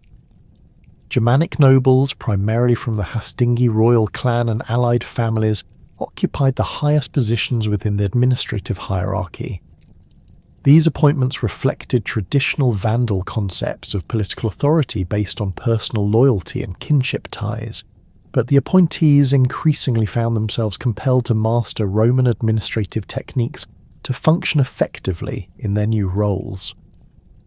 The result was a gradual Romanization of Vandal elite culture, as Germanic nobles adopted Latin literacy, Roman legal concepts, and imperial ceremonial practices. The integration of Alan survivors into the administrative system provided additional complexity to an already diverse governmental structure.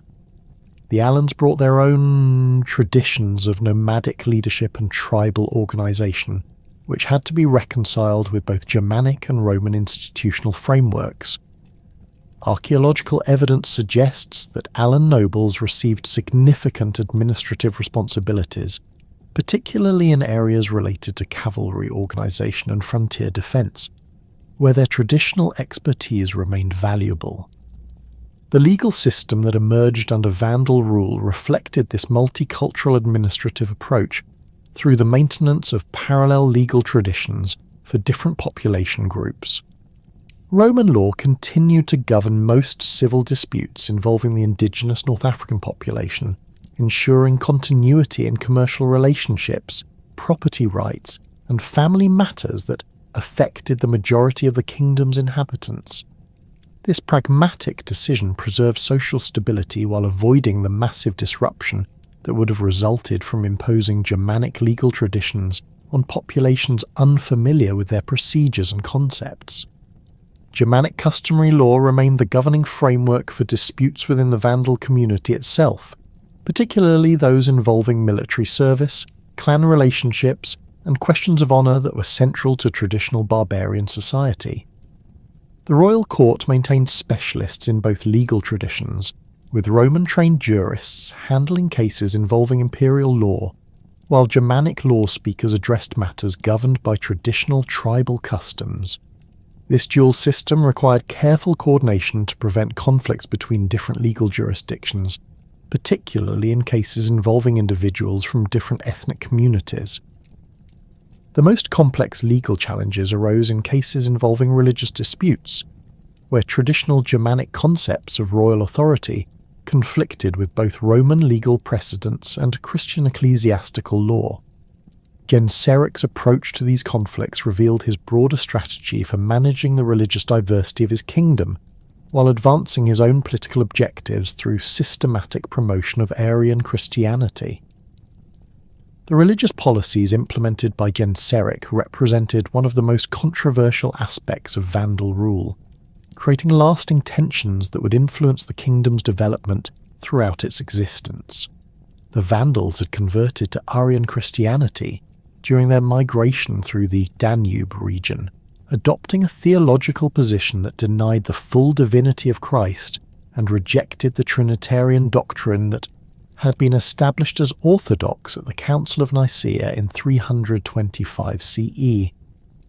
This religious commitment became intertwined with Vandal ethnic identity and political independence, creating a situation where religious and political loyalty reinforced each other. The promotion of Arian Christianity served multiple political functions within Genseric's kingdom. It provided a unifying ideology for the diverse Germanic and Alan populations that comprised the Vandal Confederation, creating shared religious practices that transcended traditional tribal boundaries. The distinctive theological positions of Arianism also served to differentiate Vandal religious identity from that of the Roman Empire, reinforcing the political independence of the kingdom, while providing justification for resistance to imperial authority. The systematic persecution of Nicene Christians that accompanied this religious policy reflected both theological conviction and practical political calculation.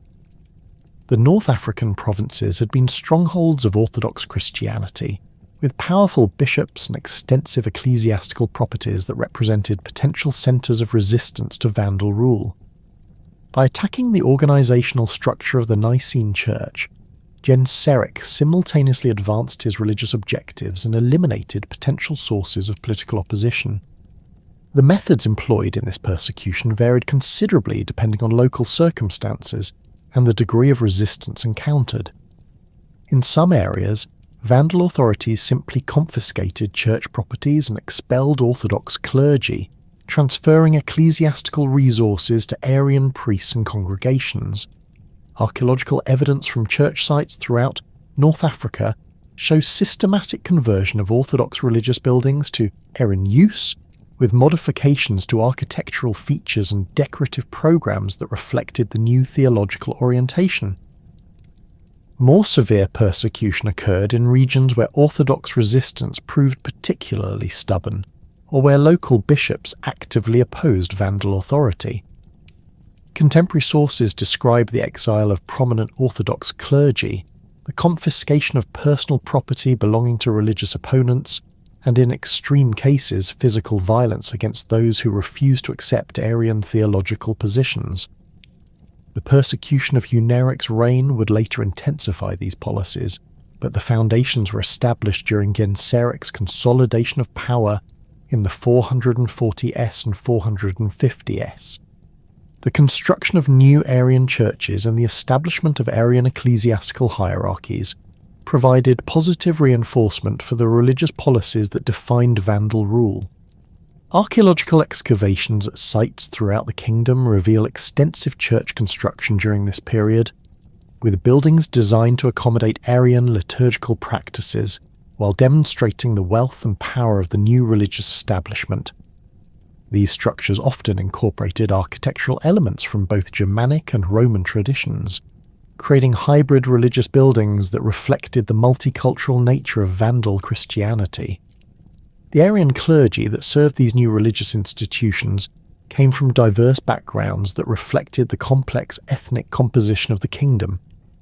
Some were Germanic priests who had accompanied the Vandal migration from Europe, bringing with them theological training received in Aryan communities along the Danube frontier. Others were Roman converts who had embraced Arian theology either from conviction or from desire to advance their careers under the new political order. The resulting ecclesiastical hierarchy combined Germanic religious traditions with Roman organizational methods and theological scholarship. The development of Vandal naval supremacy proceeded simultaneously with these internal administrative and religious developments, transforming the kingdom from a land-based power into the dominant maritime force in the Western Mediterranean. The capture of Carthage had provided the infrastructure necessary for major naval expansion, but realizing this potential required systematic development of shipbuilding capabilities, training of naval personnel, and establishment of supply bases throughout the region.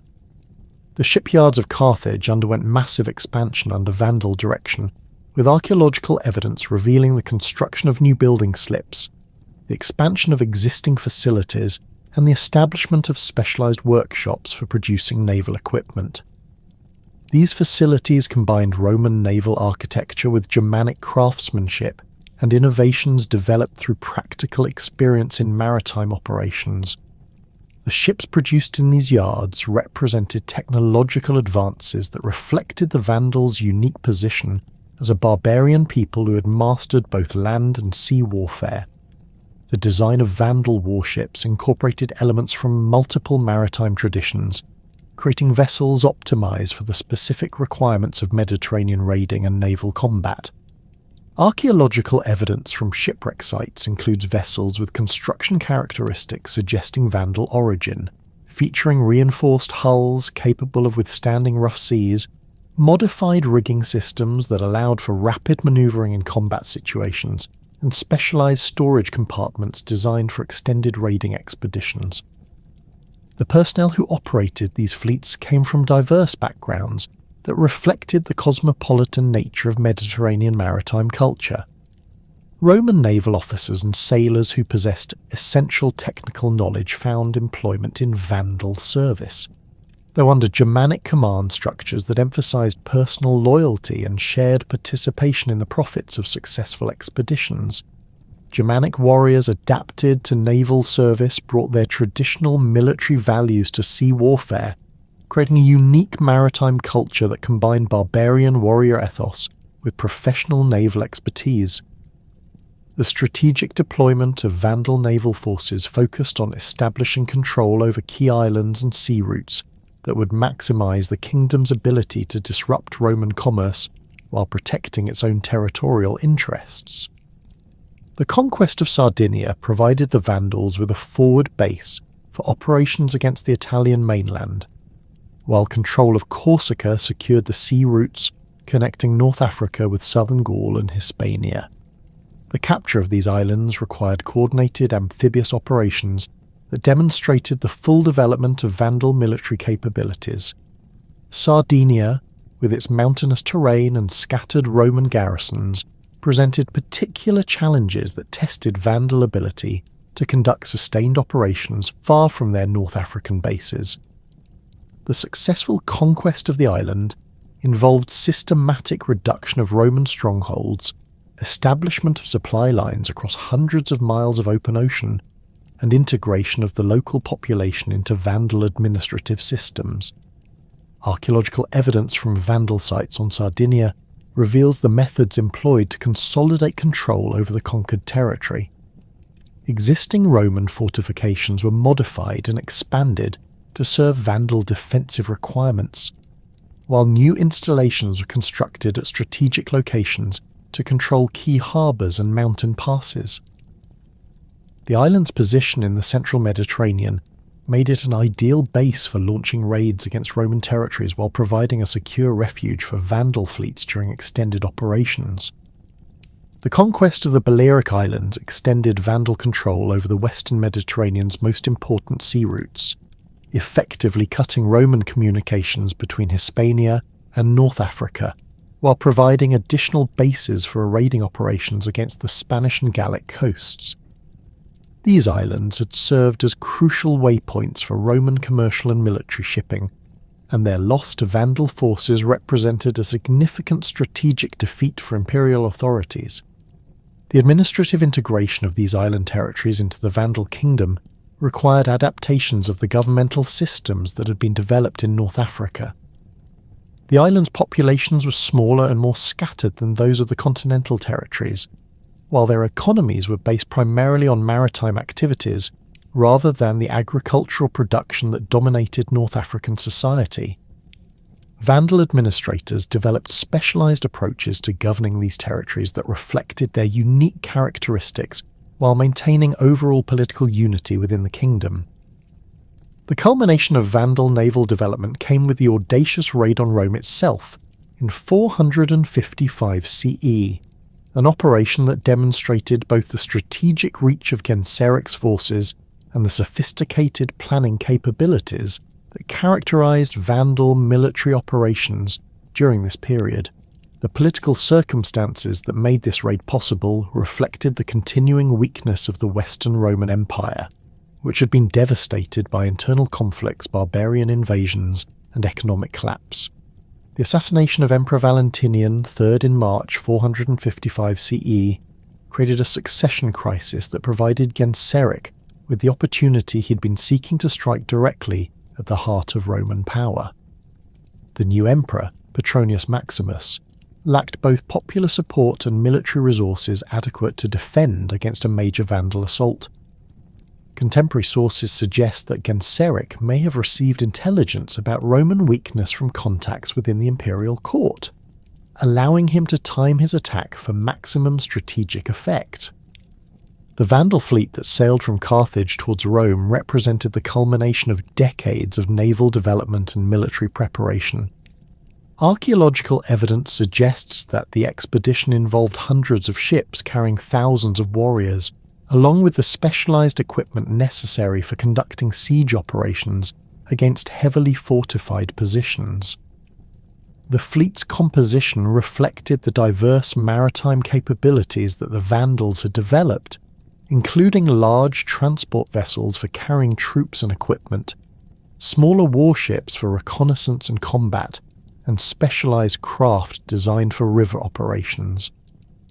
The approach to Rome via the Tiber River demonstrated sophisticated understanding of the geographical and strategic factors that would determine the success of the operation.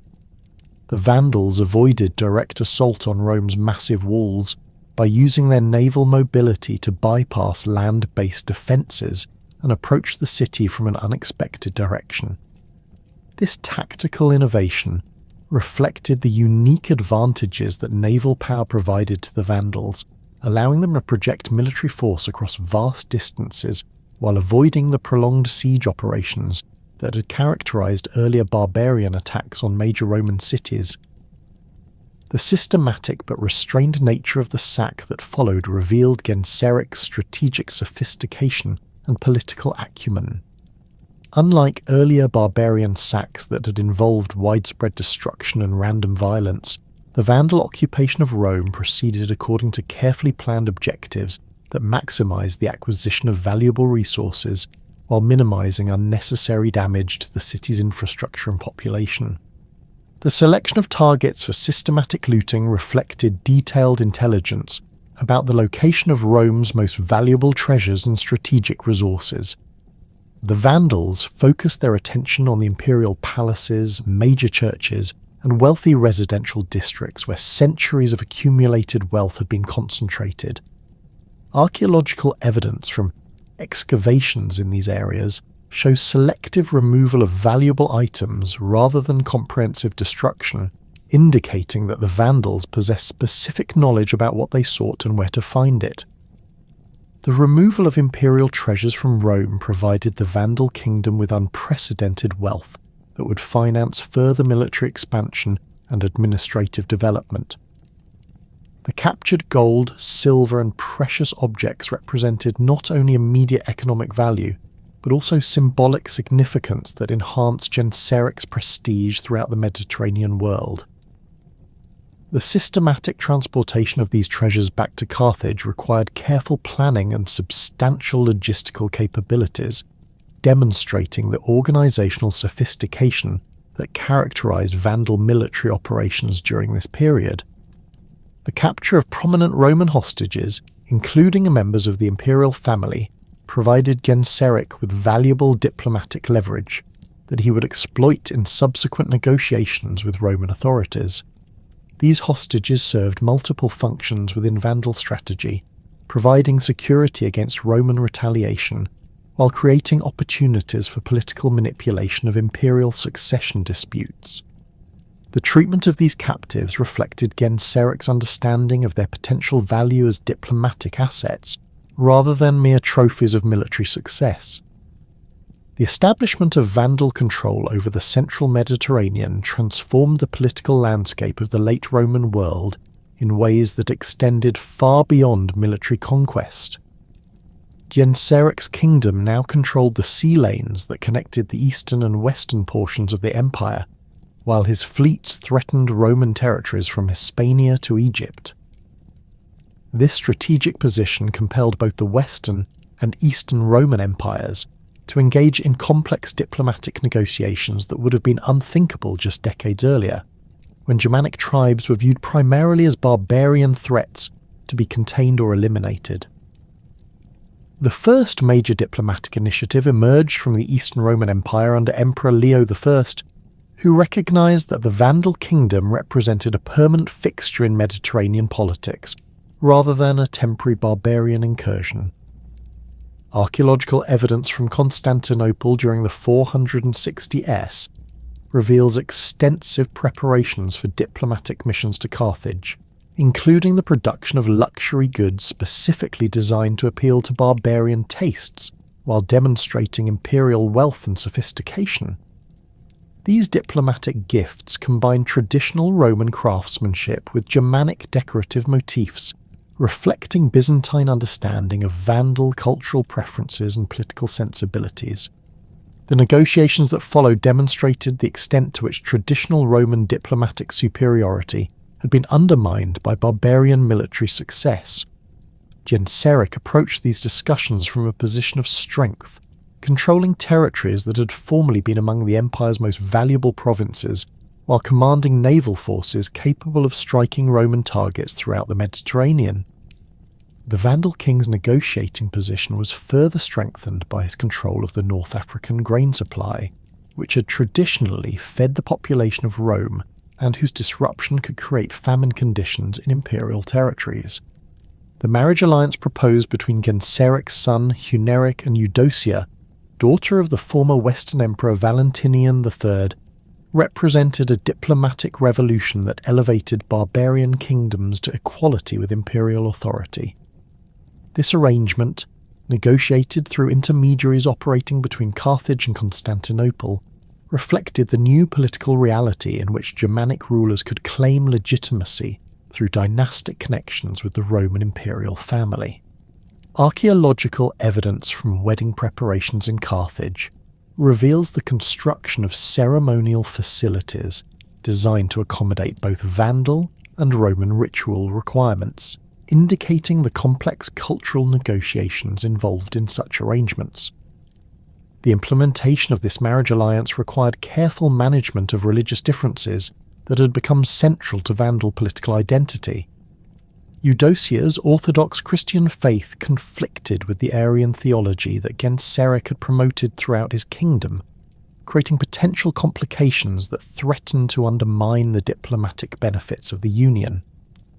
The resolution of this religious conflict through a compromise that allowed Eudocia to maintain her Orthodox practices while participating in Arian court ceremonies demonstrated the pragmatic flexibility that characterized successful barbarian diplomacy during this period. The Western Roman Empire's approach to Vandal diplomacy reflected the desperate circumstances that had reduced imperial authority to a shadow of its former strength. Emperor Majorian's attempts to negotiate with Genseric during the 450 s reveal the extent to which Roman officials had been forced to abandon traditional assumptions about barbarian inferiority and imperial supremacy. Archaeological evidence from Roman diplomatic facilities during this period shows modifications designed to accommodate barbarian ceremonial requirements, including the construction of audience halls that could accommodate Germanic assembly traditions alongside Roman imperial protocols. The failure of these early diplomatic initiatives stemmed partly from fundamental misunderstandings about Vandal political organisation and objectives. Roman negotiators, trained in imperial diplomatic traditions that emphasised hierarchical relationships and formal treaty obligations, struggled to comprehend the fluid alliance structures that bound together the various ethnic groups within Genseric's kingdom. The Vandal Confederation included not only Germanic tribes, but also Allan survivors, Hispano-Roman collaborators, and North African populations whose loyalty depended on continued military success and economic benefits, rather than abstract political concepts. The treaty negotiations of 442 CE mark the first formal recognition of Vandal territorial sovereignty by Roman imperial authority. This agreement, concluded between Genseric and the Western Emperor Valentinian III, established boundaries for Vandal control in North Africa while theoretically maintaining imperial suzerainty over the barbarian kingdom. Archaeological evidence from boundary markers erected during this period reveals the practical difficulties involved in implementing such arrangements, as the mobile nature of Vandal military organisation made fixed territorial boundaries largely meaningless. The economic provisions of this treaty reflected the fundamental transformation of Mediterranean trade networks that had resulted from Vandal naval supremacy. Roman recognition of Vandal control over North African ports effectively acknowledged barbarian authority over trade routes that had been imperial monopolies for centuries. The tribute arrangements established through these negotiations required Roman payments to the Vandal kingdom in exchange for guaranteed access to North African grain supplies, reversing traditional relationships in which barbarian tribes paid tribute to imperial authorities. The diplomatic correspondence preserved in ecclesiastical archives reveals the complex negotiations involved in managing religious differences between Arian Vandal authorities and Orthodox Roman officials. These documents demonstrate the extent to which theological disputes had become intertwined with political relationships, as religious orthodoxy served as a marker of political loyalty within both imperial and barbarian governmental systems. The compromise solutions developed through these negotiations established precedents for religious coexistence that would influence subsequent diplomatic arrangements throughout the Mediterranean world. The Eastern Roman Empire's diplomatic approach to the Vandal kingdom reflected different strategic priorities and capabilities compared to their Western counterparts. Emperor Leo I possessed greater military resources and territorial security, allowing Byzantine diplomacy to focus on long-term strategic objectives rather than immediate survival concerns. Archaeological evidence from Constantinople during the 460s shows extensive intelligence-gathering activities directed toward North Africa, including the establishment of commercial networks that provided information about Vandal military capabilities and political developments. The marriage negotiations between the Eastern Empire and various barbarian kingdoms during this period revealed the extent to which dynastic diplomacy had become a crucial tool for managing relationships between Roman and Germanic political entities. The proposed union between Emperor Leo's daughter Ariadne and various barbarian princes reflected Byzantine recognition that traditional military solutions to the barbarian problem had proven inadequate. These negotiations required careful balance between the prestige benefits of imperial connections and the practical requirements of maintaining political independence. The Vandal kingdom's relationships with other barbarian powers in the Western Mediterranean created additional layers of diplomatic complexity that influenced all negotiations with Roman authorities. The Visigothic kingdom in southern Gaul and Hispania represented both a potential ally and a dangerous rival, as both Germanic powers sought to expand their territorial control at Roman expense, while avoiding direct conflicts with each other. Archaeological evidence from frontier regions between Vandal and Visigothic territories shows the construction of diplomatic meeting places and the deposition of gifts associated with treaty negotiations. The interactions between Vandal and Visigothic diplomatic representatives revealed the sophisticated understanding of Mediterranean politics that barbarian kingdoms had developed by the mid-5th century. These negotiations involved not only territorial boundaries and trade arrangements, but also coordination of military activities against Roman targets and the division of spoils from successful raids. The diplomatic protocols developed for these inter-barbarian negotiations combined Germanic traditions of personal loyalty and oath-taking with Roman concepts of formal treaty obligations and legal procedures.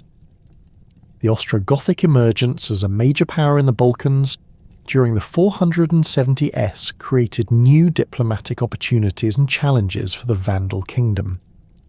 Theodoric's forces represented a potential ally against Roman authority, but their territorial ambitions in Italy threatened to disrupt the balance of power that had allowed Vandal naval supremacy to flourish. The diplomatic correspondence between Carthage and Ostrogothic courts reveals attempts to coordinate anti-Roman activities while maintaining the territorial divisions that prevented direct conflicts between barbarian kingdoms. The Frankish expansion in northern Gaul added another dimension to the complex diplomatic relationships that characterized late 5th century politics. The Franks' conversion to Orthodox Christianity created potential common ground with Roman authorities while distinguishing them from the Aryan kingdoms of the Visigoths and Vandals. Archaeological evidence from Frankish diplomatic sites shows the development of ceremonial practices that combine Germanic traditions with Roman Christian elements, reflecting their unique position within the evolving political landscape. The economic foundations of Vandal diplomacy rested on the kingdom's control of Mediterranean trade networks and North African agricultural production. The systematic exploitation of these resources provided Genseric and his successors with the wealth necessary to maintain large military forces, while funding the elaborate diplomatic activities that characterized barbarian politics during this period. Archaeological excavations at commercial sites throughout the Vandal kingdom reveal evidence of extensive trade relationships that connected North Africa with markets throughout the Mediterranean world and beyond. The taxation systems implemented in Vandal territories demonstrated sophisticated understanding of the relationship between economic policy and political control. Roman tax collection methods were maintained and adapted to serve barbarian political objectives, with revenues directed toward military expenditure and diplomatic activities rather than traditional imperial administrative functions. The survival of tax records from this period reveals the extent to which Vandal authorities had mastered the complex bureaucratic procedures necessary for governing settled agricultural populations. The control of African grain exports provided the Vandal kingdom with crucial leverage in diplomatic negotiations with both Roman empires.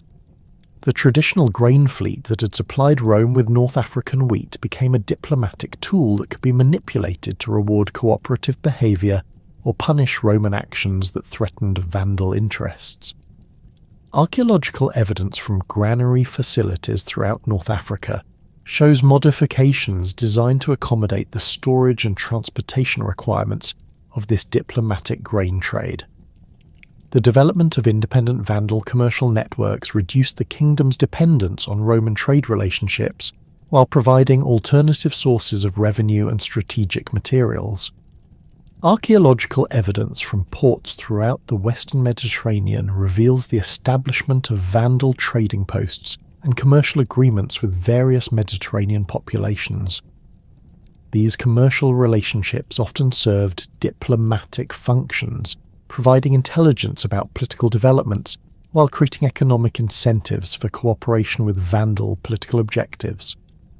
The taxation of Mediterranean commerce through Vandal control of key sea routes generated substantial revenues that supported both military activities and diplomatic initiatives. Ships travelling between Roman territories found themselves subject to Vandal taxation or outright seizure, creating economic pressure that compelled imperial authorities to negotiate favourable arrangements with barbarian authorities. The systematic nature of this maritime taxation required sophisticated administrative capabilities and demonstrated the extent to which the Vandals had evolved from tribal raiders into a functioning state apparatus.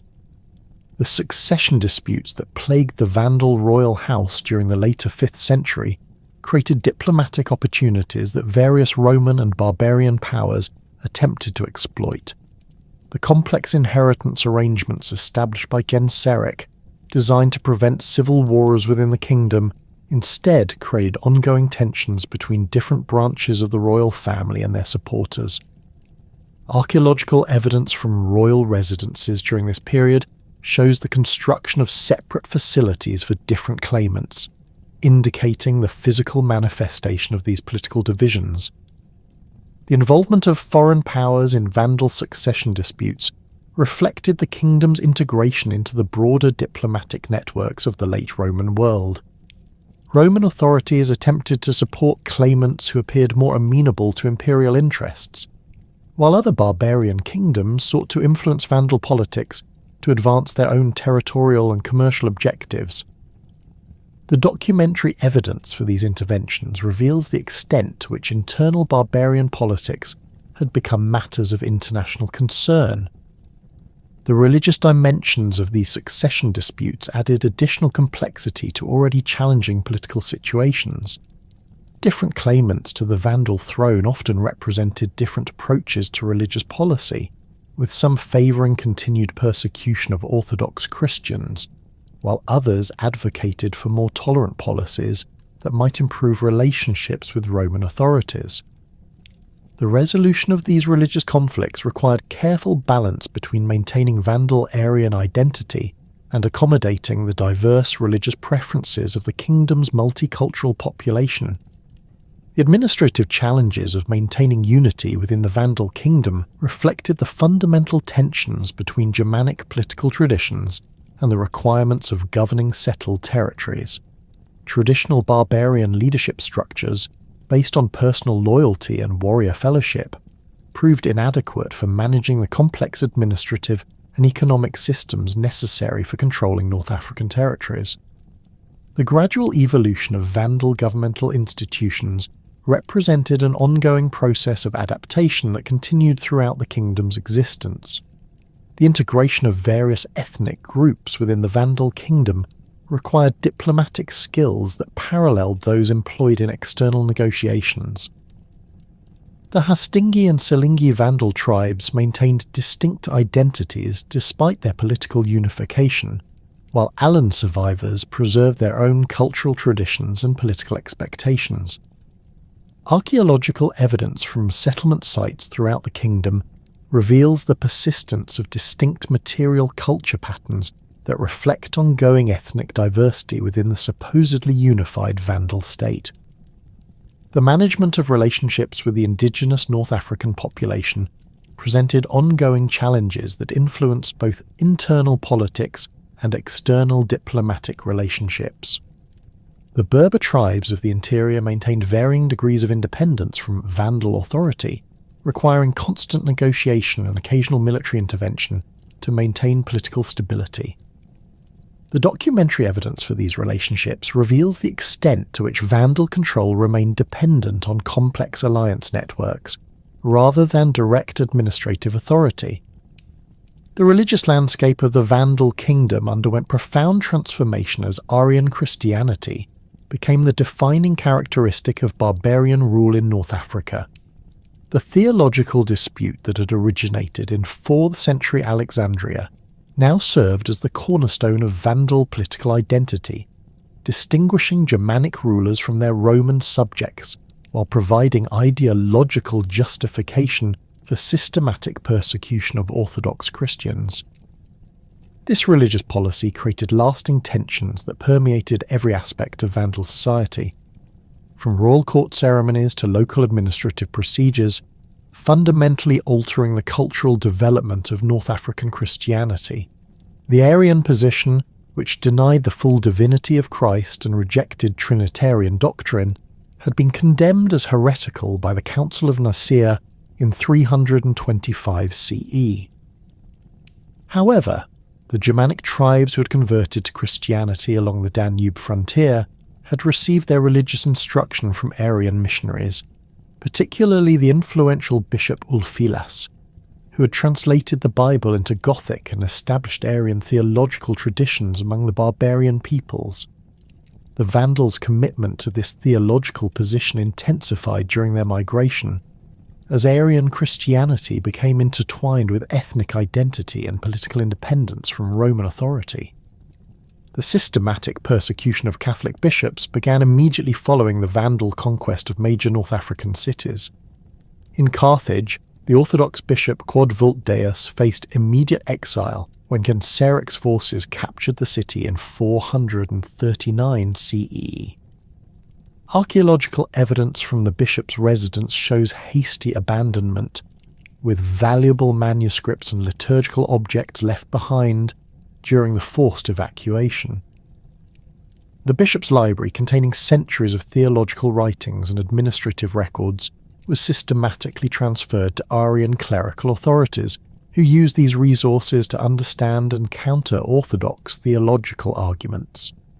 The confiscation of Catholic Church properties proceeded according to carefully planned objectives that maximised both economic and political benefits for the Vandal kingdom. The great basilicas of Carthage, including the massive Basilica Maiorum, with its elaborate mosaic decorations and substantial endowments, were converted to Arian use through systematic modification of their architectural features and decorative programs. Archaeological excavations at these sites reveal the removal of Orthodox religious imagery and its replacement with Arian theological symbols, including modified representations of Christ that emphasized his subordinate relationship to God the Father. The economic impact of these confiscations extended far beyond the immediate seizure of church buildings and their contents. Catholic ecclesiastical institutions had accumulated vast landed estates throughout North Africa, generating substantial agricultural revenues through their extensive villa properties and tenant farming arrangements. The transfer of these properties to Arian control provided the Vandal kingdom with significant additional resources while simultaneously weakening the economic foundation of Orthodox resistance. Tax records preserved in ecclesiastical archives reveal the systematic reassignment of these agricultural revenues to support Arian clergy and fund the construction of new churches designed to serve the kingdom's theological requirements. The exile of Catholic bishops created a diaspora of Orthodox religious leaders who maintained networks of resistance and communication throughout the Mediterranean world. These exiled clergy found refuge in various locations, from the Eastern Roman Empire to remote monastic communities in Egypt and Syria, where they continued to write theological treatises condemning Vandal religious policies while organising support for their persecuted congregations. The correspondence preserved in monastic libraries reveals the extent of these networks and their role in maintaining Orthodox Christian identity under barbarian rule.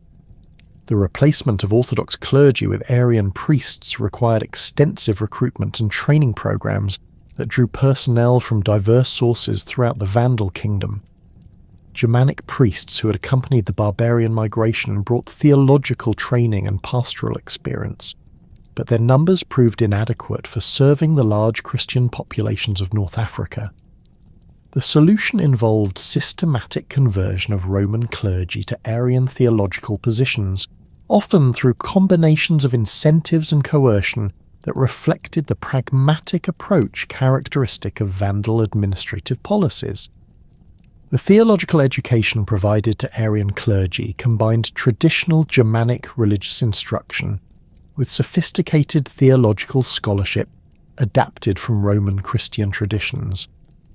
Archaeological evidence from clerical training facilities reveals the establishment of schools that taught both Arian doctrine and the practical skills necessary for pastoral ministry among diverse populations.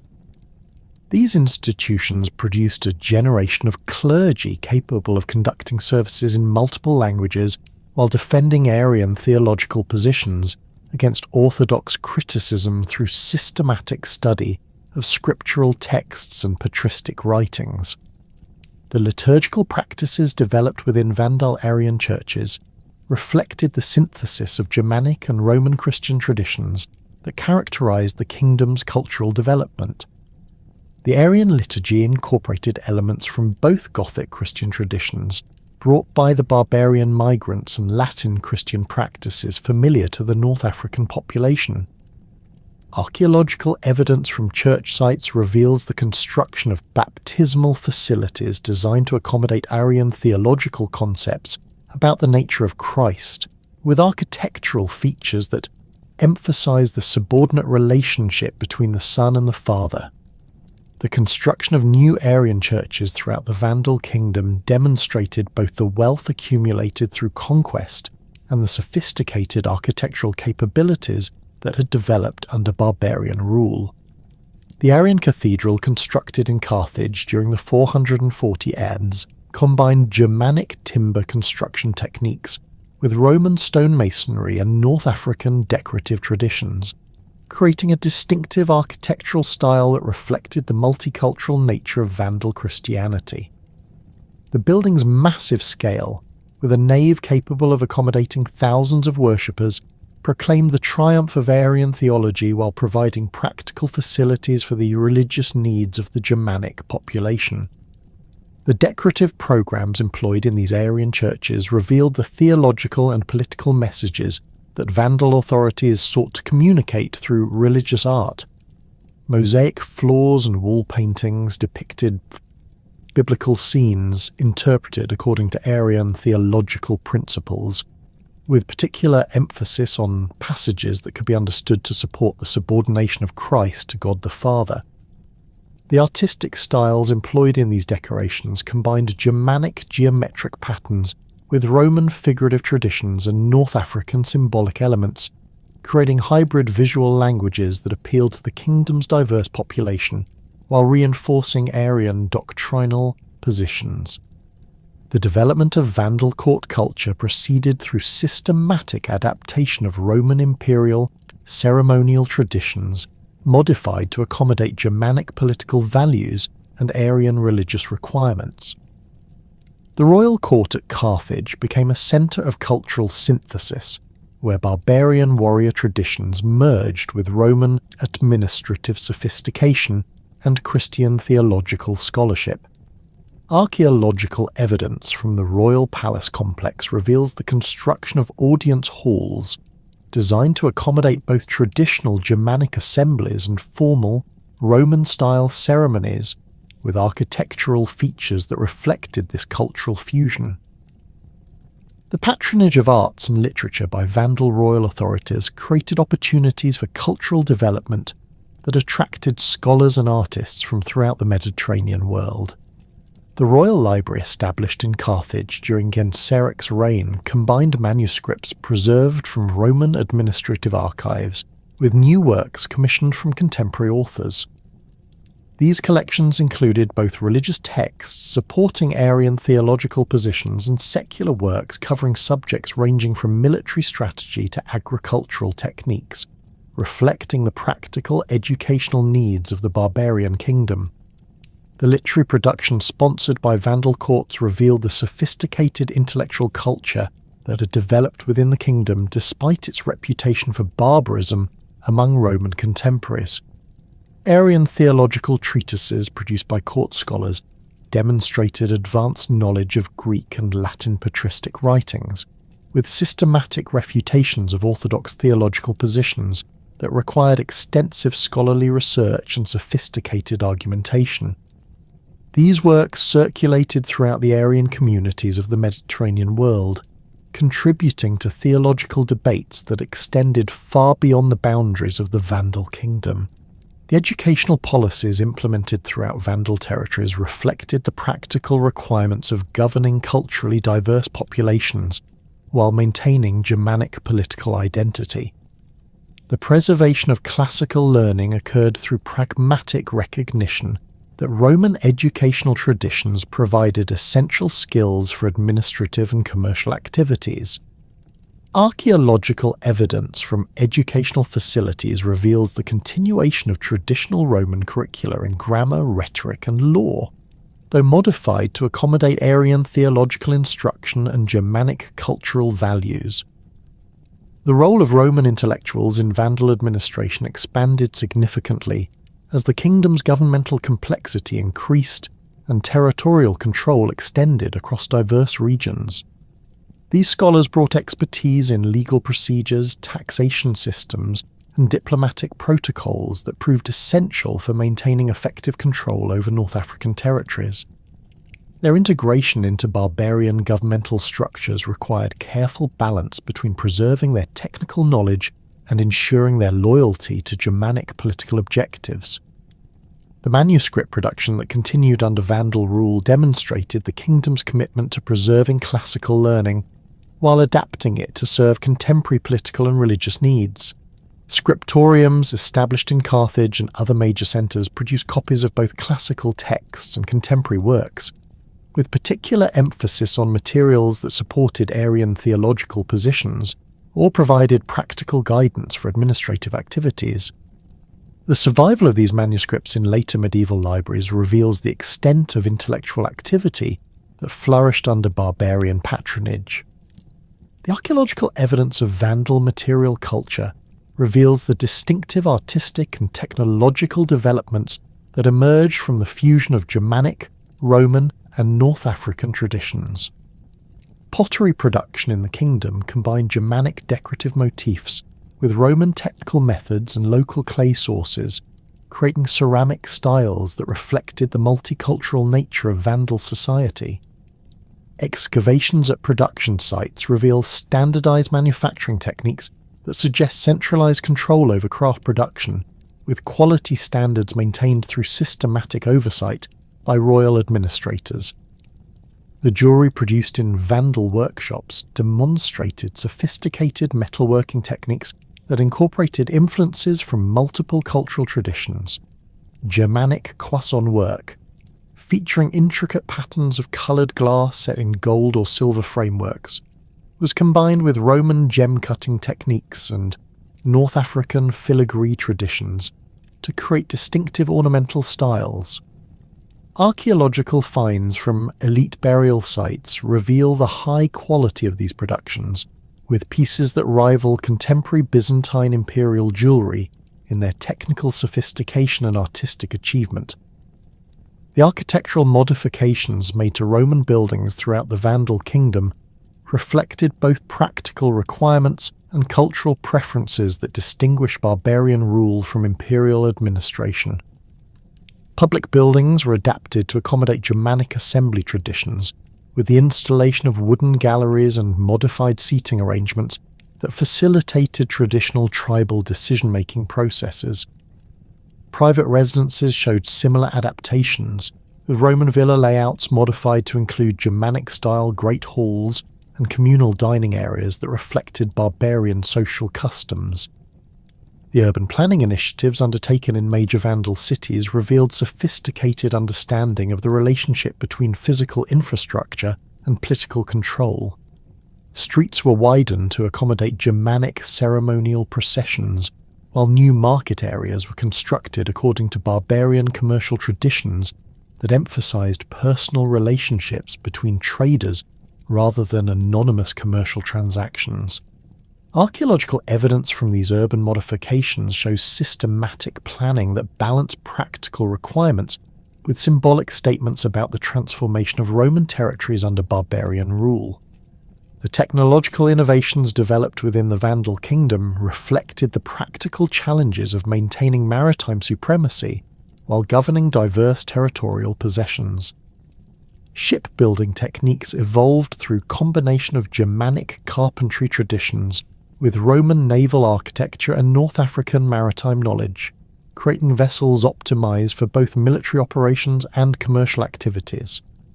Archaeological evidence from shipyard sites reveals the development of standardized construction methods that allowed for efficient production of large numbers of ships while maintaining consistent quality standards.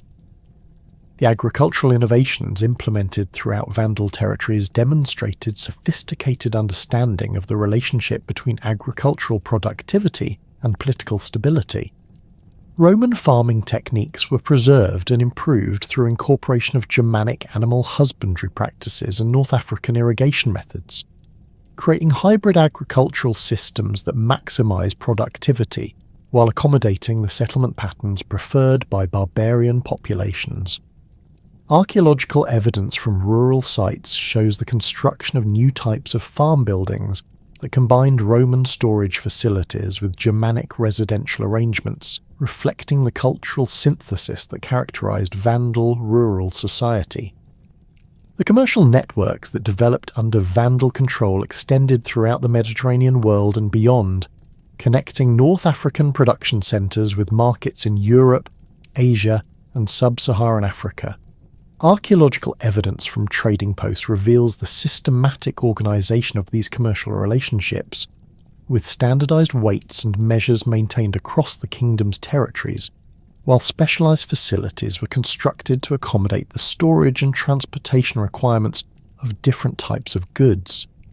The prosperity generated through these commercial activities provided crucial resources for maintaining the military forces and administrative systems that sustained Vandal political control. The integration of diverse cultural traditions within the Vandal kingdom created new forms of artistic expression that reflected the multicultural nature of barbarian society. Music and poetry combined Germanic heroic traditions with Roman literary techniques and North African rhythmic patterns, creating distinctive cultural forms that appeal to audiences from different ethnic backgrounds. Archaeological evidence from performance venues reveals the construction of facilities designed to accommodate these hybrid cultural productions, with architectural features that reflected the specific requirements of different artistic traditions. The legal codification efforts undertaken by Vandal authorities demonstrated sophisticated understanding of the relationship between law and political legitimacy. The preservation of Roman legal traditions for the indigenous population was balanced by the systematic development of Germanic customary law for the barbarian community, creating parallel legal systems that reflected the kingdom's ethnic diversity while maintaining overall political unity. The documentary evidence for these legal developments reveals the extent of scholarly activity involved in reconciling different legal traditions and creating coherent judicial procedures. The diplomatic protocols developed for interactions with other Mediterranean powers reflected the sophisticated understanding of international relations that characterized mature Vandal statecraft. Court ceremonies combined Germanic warrior traditions with Roman imperial protocols and Christian religious elements, creating distinctive diplomatic practices that proclaimed Vandal legitimacy while accommodating the ceremonial expectations of various foreign representatives. Archaeological evidence from diplomatic facilities reveals the construction of specialized buildings designed to accommodate these complex ceremonial requirements. The medical and scientific knowledge preserved and developed within the Vandal kingdom demonstrated the practical benefits of cultural synthesis under barbarian rule. Roman medical texts were preserved and supplemented with Germanic herbal knowledge and North African pharmaceutical traditions, creating comprehensive medical resources that served the diverse health needs of the kingdom's population. Archaeological evidence from medical facilities reveals the continued operation of hospitals and medical schools that maintained high standards of care while adapting to the specific requirements of different cultural communities. The death of Genseric in January 477 CE marked the beginning of a gradual but inexorable decline in Vandal power that would ultimately culminate in the kingdom's destruction 56 years later. The succession system that the great king had established, designed to prevent civil wars through predetermined inheritance rules, instead creates a series of weak rulers who lacked both the personal authority and strategic vision necessary to maintain the complex political structure that Genseric had constructed. The new king, Huneric, inherited vast territories, substantial military forces, and accumulated wealth. But the very success of his predecessor's conquests had created administrative and military challenges that exceeded the capabilities of his successors. Huneric's accession revealed the fundamental weakness of the succession system that Genseric had implemented. Rather than allowing the strongest member of the royal family to claim the throne through traditional Germanic methods involving warrior assemblies and demonstrations of military prowess, the predetermined succession created a situation where royal authority depended on legal precedent rather than personal charisma and proven leadership ability.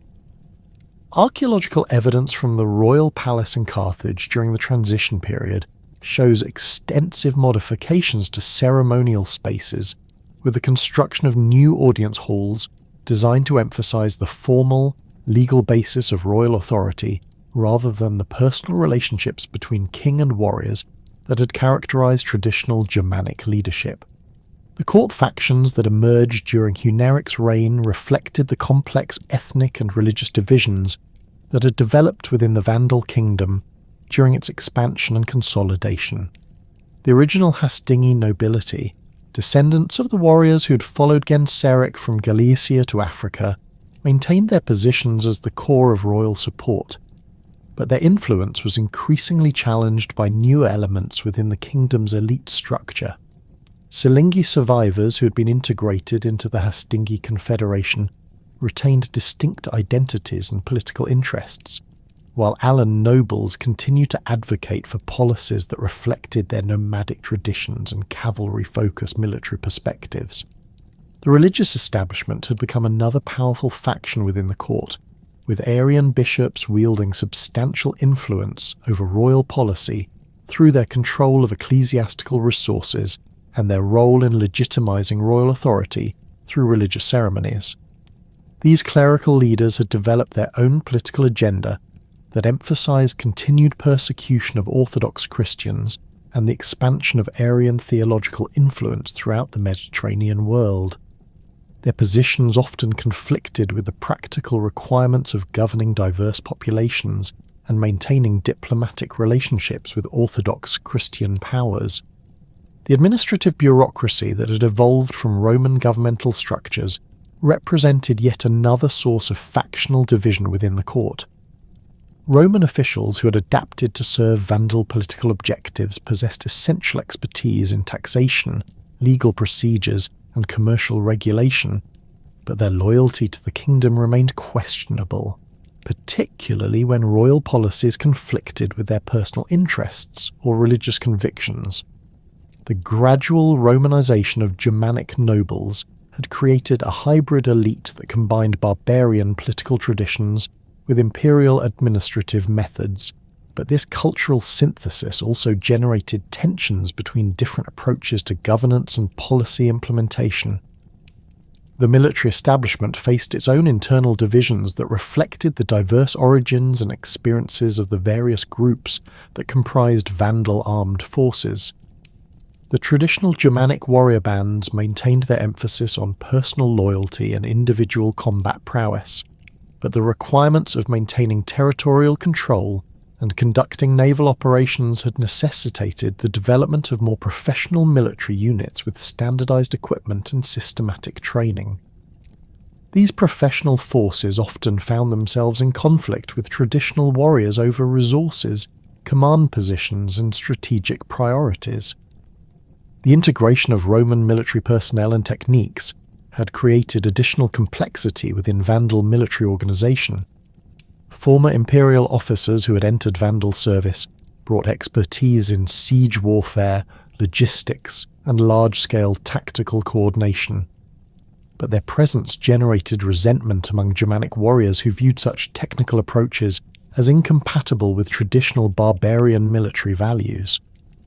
Archaeological evidence from military installations throughout the kingdom reveals the construction of separate facilities for different types of military units, indicating the physical manifestation of these organizational tensions The naval forces that had been crucial to Vandal success presented particular challenges for royal authority. The crews of Vandal warships had developed their own cultural identity that combined Germanic warrior traditions with Mediterranean maritime customs, creating a distinct military subculture that often operated with considerable independence from central authority. The profits generated through naval raids and commercial activities provided these forces with economic resources that reduced their dependence on royal patronage, while their mobility allowed them to avoid direct supervision by court officials. The decline in military effectiveness became apparent during the later years of Huneric's reign, as various enemies began to test Vandal defences with increasing boldness. The Moorish tribes of the North African interior, who had maintained varying degrees of independence throughout the period of Vandal expansion, began launching more frequent and more successful raids against settled territories. These attacks revealed weaknesses in the kingdom's defensive arrangements, as the traditional Germanic emphasis on offensive warfare had not adequately prepared Vandal forces for the systematic defence of fixed territories against mobile enemies. The Moorish military organisation was ideally suited to exploiting these defensive weaknesses. Their forces consisted primarily of light cavalry and infantry units, capable of rapid movement across the desert and mountainous terrain that characterised the interior regions of North Africa. These warriors possessed intimate knowledge of local geography and water sources, allowing them to conduct extended campaigns in areas where Vandal forces struggled to maintain adequate supplies. Archaeological evidence from frontier sites shows the construction of increasingly elaborate defensive works during this period, indicating Vandal recognition of the growing threat while revealing their inability to develop effective countermeasures. The first major Moorish success occurred in 483 CE, when tribal forces under the leadership of a chief named Mastes launched a coordinated assault on Vandal positions in the Ore Mountains. The attack demonstrated sophisticated tactical planning that combined traditional Moorish mobility with knowledge of Vandal defensive arrangements gained through reconnaissance and intelligence gathering. The battle that followed revealed the extent to which Vandal military capabilities had deteriorated since Genseric's death, as Germanic forces proved unable to adapt their tactics to counter the fluid, hit-and-run methods employed by their Moorish opponents. The defeat had consequences that extended far beyond the immediate military losses. News of Vandal weakness spread rapidly throughout the North African interior, encouraging other Moorish tribes to launch their own attacks while undermining the prestige that had been crucial to maintaining barbarian control over the region's diverse populations. The psychological impact proved particularly damaging among the Romanized urban populations, who had accepted Vandal rule partly because of barbarian military superiority. Archaeological evidence from cities throughout the kingdom shows increased construction of defensive works during this period, indicating civilian recognition that royal forces could no longer guarantee adequate protection. The Byzantine Empire's growing interest in North African affairs created additional pressure on the declining Vandal kingdom. Emperor Zeno's diplomatic initiatives during the 480s revealed Byzantine recognition that Vandal weakness presented opportunities for imperial expansion that had been absent during Genseric's reign. The intelligence networks that Constantinople maintained throughout the Mediterranean world provided detailed information about internal Vandal conflicts and military failures, allowing Byzantine officials to develop strategic plans for potential intervention. The naval campaigns launched by Byzantine forces during this period tested Vandal maritime supremacy for the first time in decades. The Eastern Roman Empire had invested substantial resources in rebuilding its naval capabilities following earlier defeats, with new shipbuilding programs that incorporated technological innovations developed through analysis of captured Vandal vessels. Archaeological evidence from Byzantine naval installations reveals extensive preparations for Mediterranean operations, including the construction of forward bases and the stockpiling of supplies necessary for extended campaigns. The first major naval confrontation occurred in 486 CE, when a Byzantine fleet intercepted Vandal raiders returning from an expedition against Sardinian coastal settlements. The battle demonstrated that Vandal naval superiority was no longer absolute, as Byzantine forces employed new tactical formations and improved ship designs that neutralized many of the advantages that had made Vandal fleets dominant throughout the central Mediterranean. The engagement resulted in significant Vandal losses, including the capture of several warships whose examination provided Byzantine naval architects with detailed knowledge of Vandal construction techniques and tactical methods. The economic foundations of the Vandal kingdom began to deteriorate as military weakness undermined the commercial relationships and tribute arrangements that had generated substantial revenues during the period of expansion. The disruption of trade routes by Moorish raids and Byzantine naval activities reduced the profits available from commercial taxation, while the costs of maintaining defensive forces against multiple enemies strained the kingdom's financial resources. Archaeological evidence from commercial facilities throughout North Africa shows declining activity during this period, with many trading posts abandoned and others operating at reduced capacity. The agricultural production that had provided the economic foundation for Vandal rule faced similar pressures as frontier insecurity disrupted farming activities and reduced the labour force available for cultivation. The villa estates that had been redistributed to Germanic settlers required constant investment in maintenance and improvement, but the resources necessary for such activities were increasingly diverted to military expenditures. Rural archaeological sites reveal evidence of declining maintenance during this period, with irrigation systems falling into disrepair and agricultural buildings showing signs of abandonment or reduced use. The taxation system that had been adapted from Roman administrative methods became increasingly inefficient as central authority weakened and local officials gained greater independence. The complex bureaucratic procedures necessary for effective tax collection required constant supervision and coordination, but the factional divisions within the court made such systematic administration increasingly difficult. Documentary evidence from this period reveals growing discrepancies between tax assessment and actual collections, indicating the breakdown of administrative control that had been crucial to maintaining royal revenues. The succession of Gunthermund in 484 CE brought temporary hope for royal recovery, but the new king faced challenges that had only intensified during his predecessor's reign. The court factions that had emerged under Genseric had become more entrenched and more hostile to royal authority, while external enemies had gained confidence and capability through their earlier successes. Gunthermund's attempts to restore effective governance required confronting these multiple sources of weakness simultaneously, a task that proved beyond the capabilities of the traditional Germanic political methods that remained the foundation of Vandal royal authority. The religious policies implemented by Gunthermund represented a significant departure from the systematic persecution that had characterized earlier Vandal rule. The new king recognized that continued oppression of the Orthodox Christian majority was generating internal resistance that weakened the kingdom's ability to confront external threats. Archaeological evidence from church sites during this period shows the beginning of a gradual restoration of Catholic facilities, with some buildings returned to Orthodox use, while others were converted to accommodate both Arian and Catholic services. This religious moderation created new tensions within the Arian establishment that had become accustomed to privileged status and substantial resources under the previous persecution policies.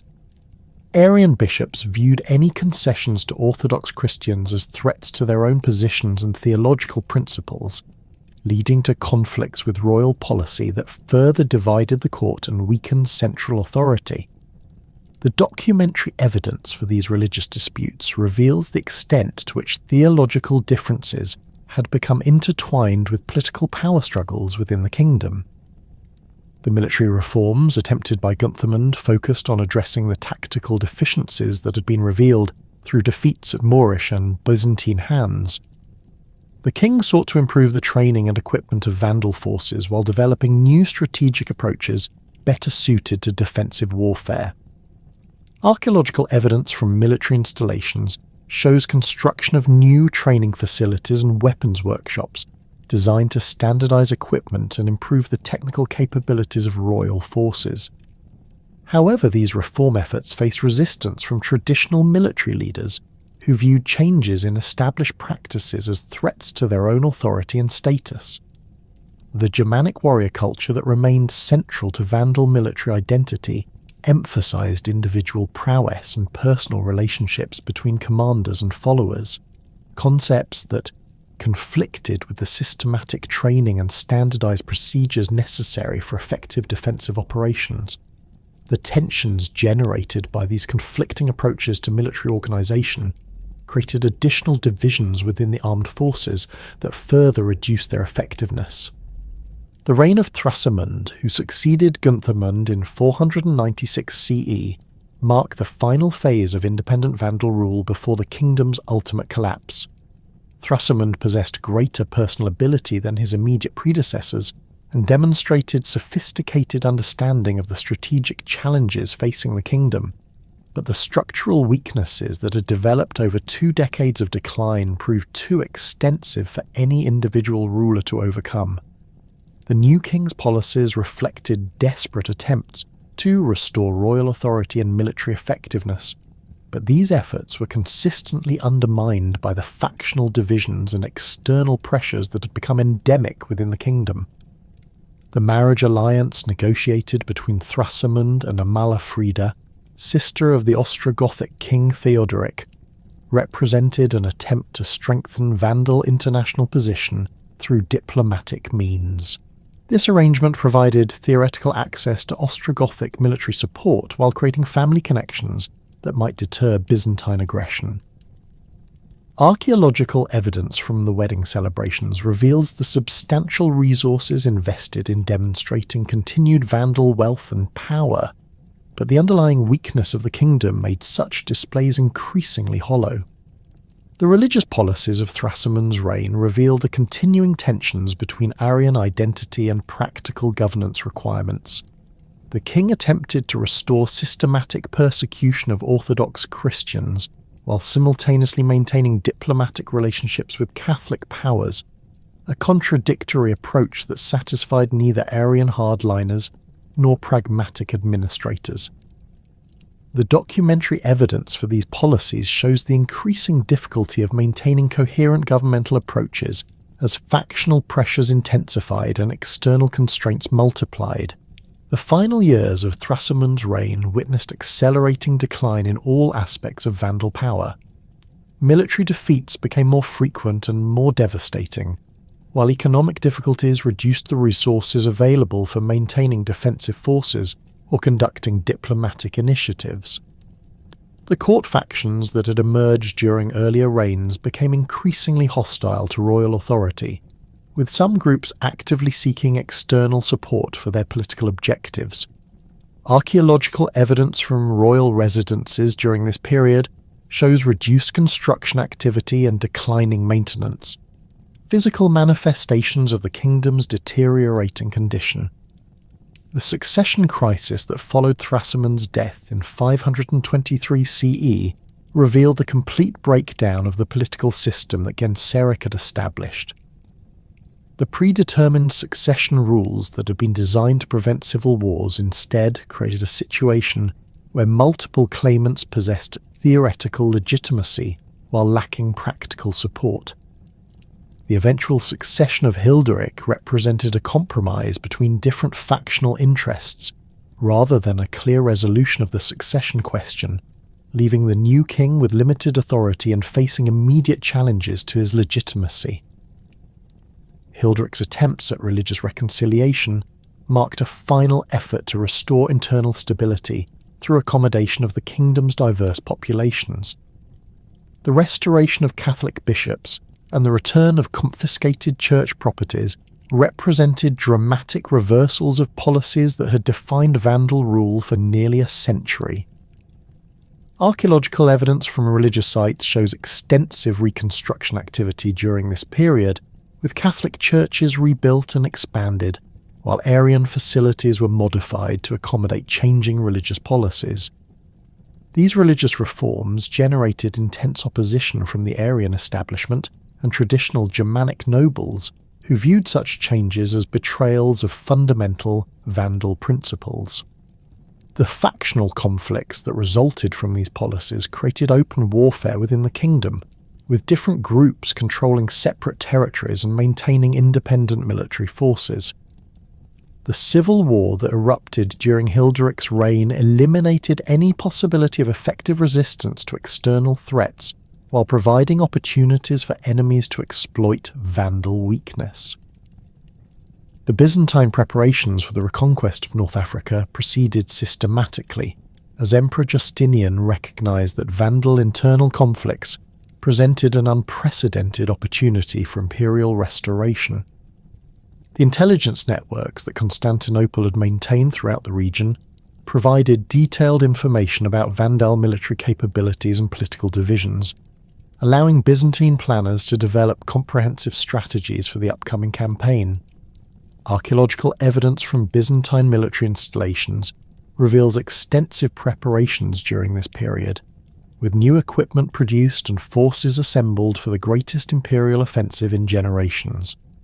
The intelligence reports reaching Constantinople in early 533 CE painted a picture of Vandal weakness that exceeded even the most optimistic Byzantine assessments.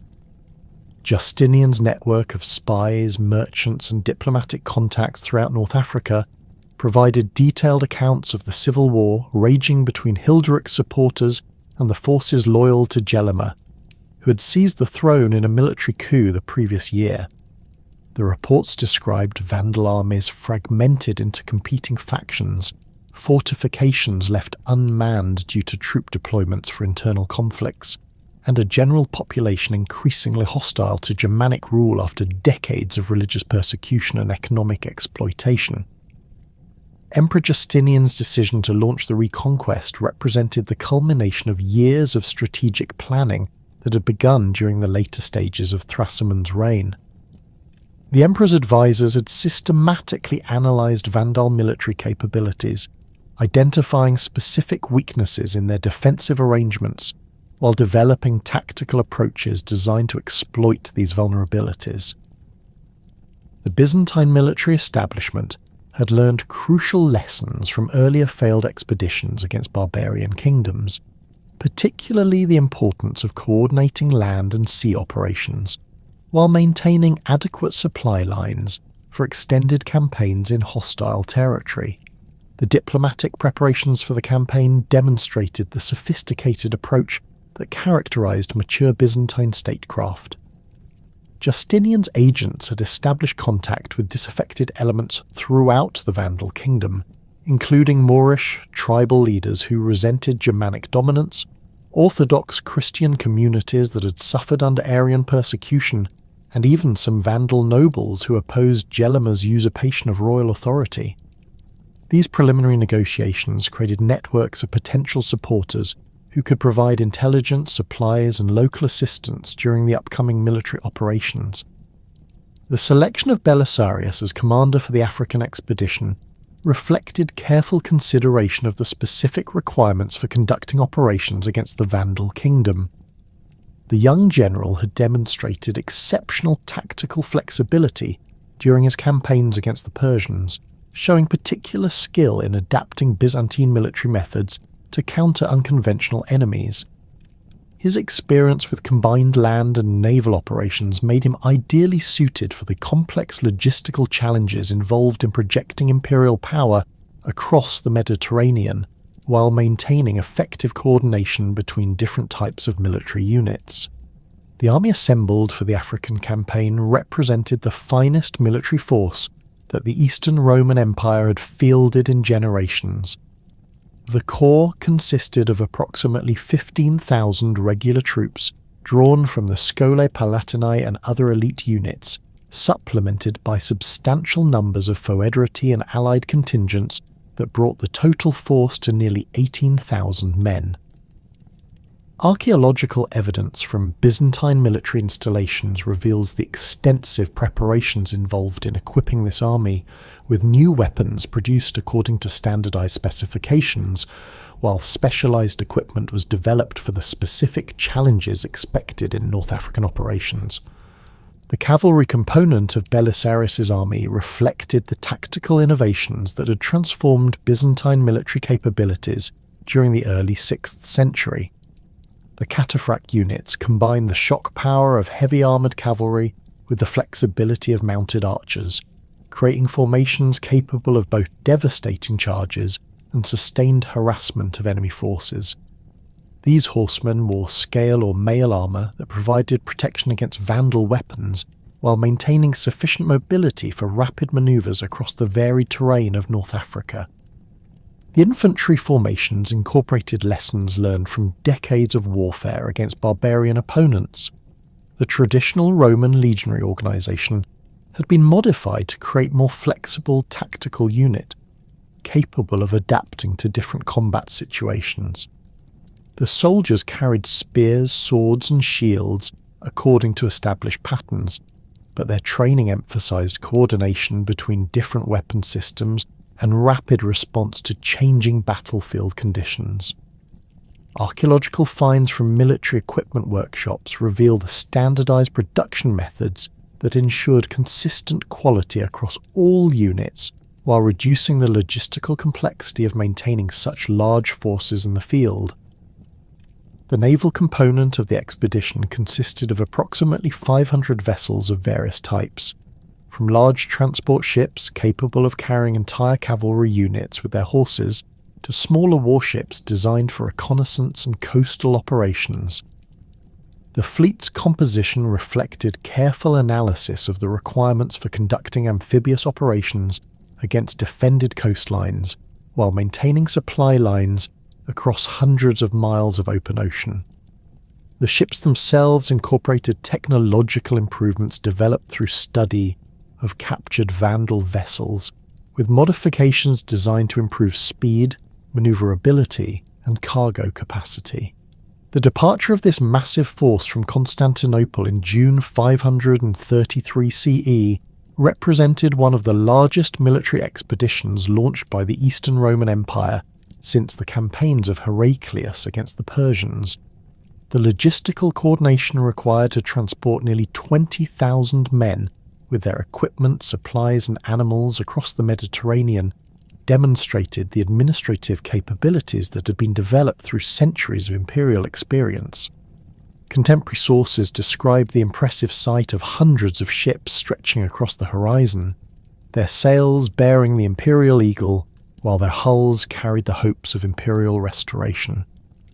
The initial landing at Caput Vada, approximately 150 miles south of Carthage, caught Vandal forces completely unprepared for the scale and coordination of the Byzantine assault. Gelimer had concentrated his available troops for operations against internal enemies, leaving the coastline defended by scattered garrison units that proved incapable of mounting effective resistance against Belisarius's professional army.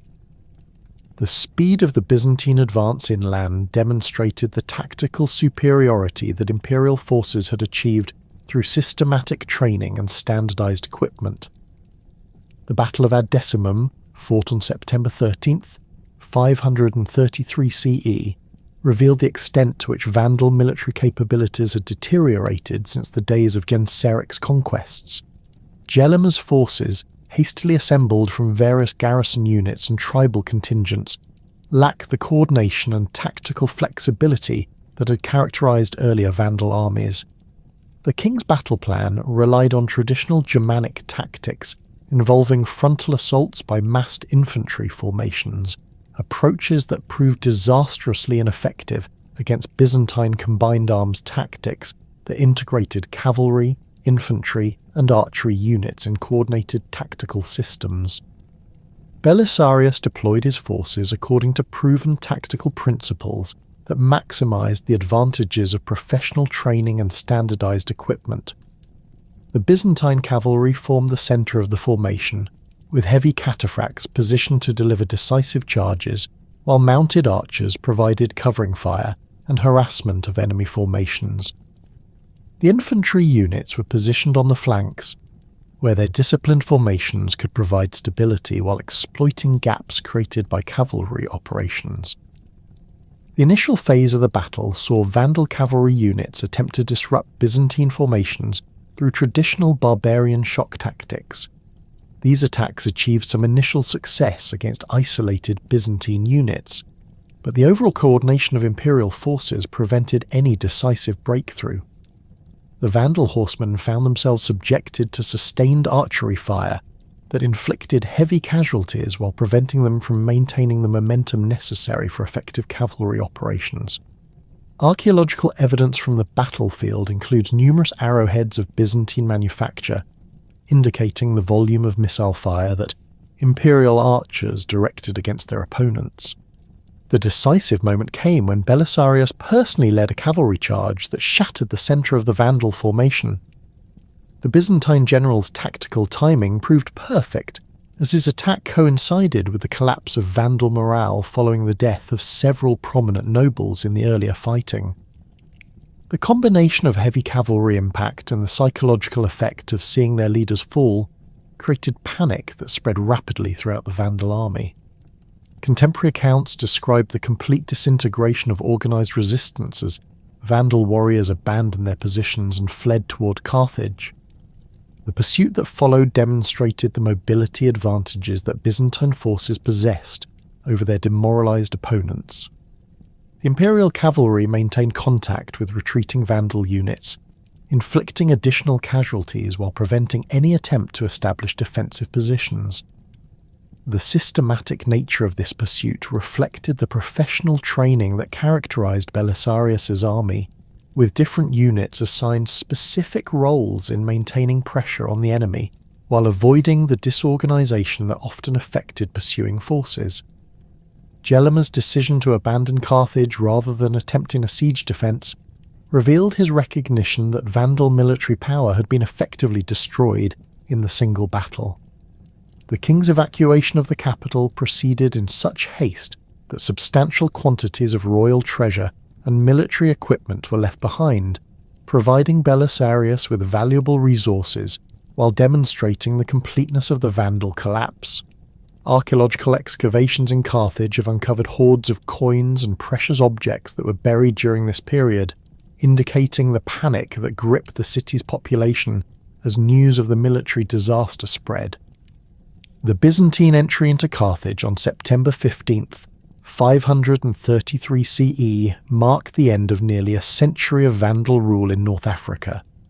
The city's population, which had suffered under decades of Aryan persecution and Germanic exploitation, welcomed the imperial forces as liberators rather than conquerors. Contemporary sources describe celebrations in the streets as Orthodox Christian churches were reopened and exiled bishops returned to their sees. The restoration of Catholic religious practices proceeded immediately, with Arian churches converted back to Orthodox use, while Germanic religious symbols were systematically removed from public buildings. The administrative transition from Vandal to Byzantine rule demonstrated the sophisticated governmental capabilities that Justinian's officials had developed for managing reconquered territories. Roman legal procedures were immediately restored, while the taxation systems that had been adapted to serve Germanic political objectives were modified to serve imperial administrative requirements. The bureaucratic personnel necessary for this transition had been prepared in advance, with officials trained in both Roman administrative methods and the specific conditions expected in North Africa.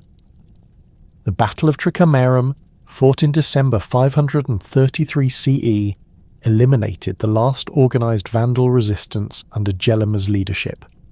The king had managed to assemble approximately 5,000 warriors from scattered tribal groups and loyal garrison units, but this force lacked the training, equipment and coordination necessary to challenge Belisarius's professional army.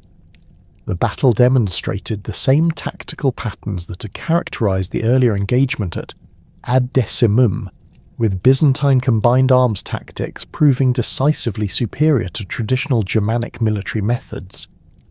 The deployment of forces at Tricamarum revealed Gelimer's desperate attempt to compensate for tactical disadvantages through superior numbers and defensive positioning. The Vandal king chose a battlefield that offered natural obstacles to cavalry operations, while providing his infantry with elevated positions from which to resist Byzantine attacks. However, these defensive advantages proved inadequate against the tactical flexibility and professional coordination that characterized imperial military operations. Belisarius's approach to the battle reflected the confidence that his earlier victory had instilled in Byzantine forces. The general deployed his troops in standard formations that had proven effective at ad decimum, with cavalry units positioned to exploit any weaknesses in Vandal defensive arrangements, while infantry formations provided stability and support. The coordination between different types of units demonstrated the systematic training that had transformed Byzantine military capabilities during the early 6th century. The battle's outcome was determined by the superior morale and training of Byzantine forces, rather than by any particular tactical innovation. The Vandal warriors, demoralized by their earlier defeat and lacking confidence in their leadership, proved unable to maintain cohesion under the sustained pressure of imperial attacks. The collapse of organized resistance occurred more rapidly than at ad decimum, with many Vandal units abandoning their positions before sustaining significant casualties. The capture of Gelimer's family and treasury during the pursuit that followed Tricamarum eliminated any possibility of continued Vandal resistance. The king himself managed to escape to the mountainous regions of the interior, where he sought refuge among Moorish tribes that had maintained their independence throughout the period of Germanic rule. However, his isolation from the remaining elements of Vandal society and his lack of resources for maintaining military operations made continued resistance impossible. The siege of Mount Papua, where Gelimer had taken refuge, lasted through the winter of 534 CE and demonstrated the thoroughness with which Byzantine forces pursued the complete elimination of Vandal political authority. Belisarius deployed substantial forces to maintain the blockade, while negotiating with Moorish tribal leaders to prevent them from providing assistance to the fugitive king. The systematic nature of these operations reflected imperial determination to prevent any resurgence of Germanic power in North Africa.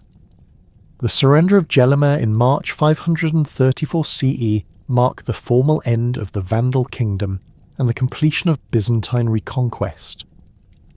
The former king's decision to capitulate rather than face death by starvation reflected his recognition that continued resistance would serve no purpose beyond prolonging the suffering of his remaining followers.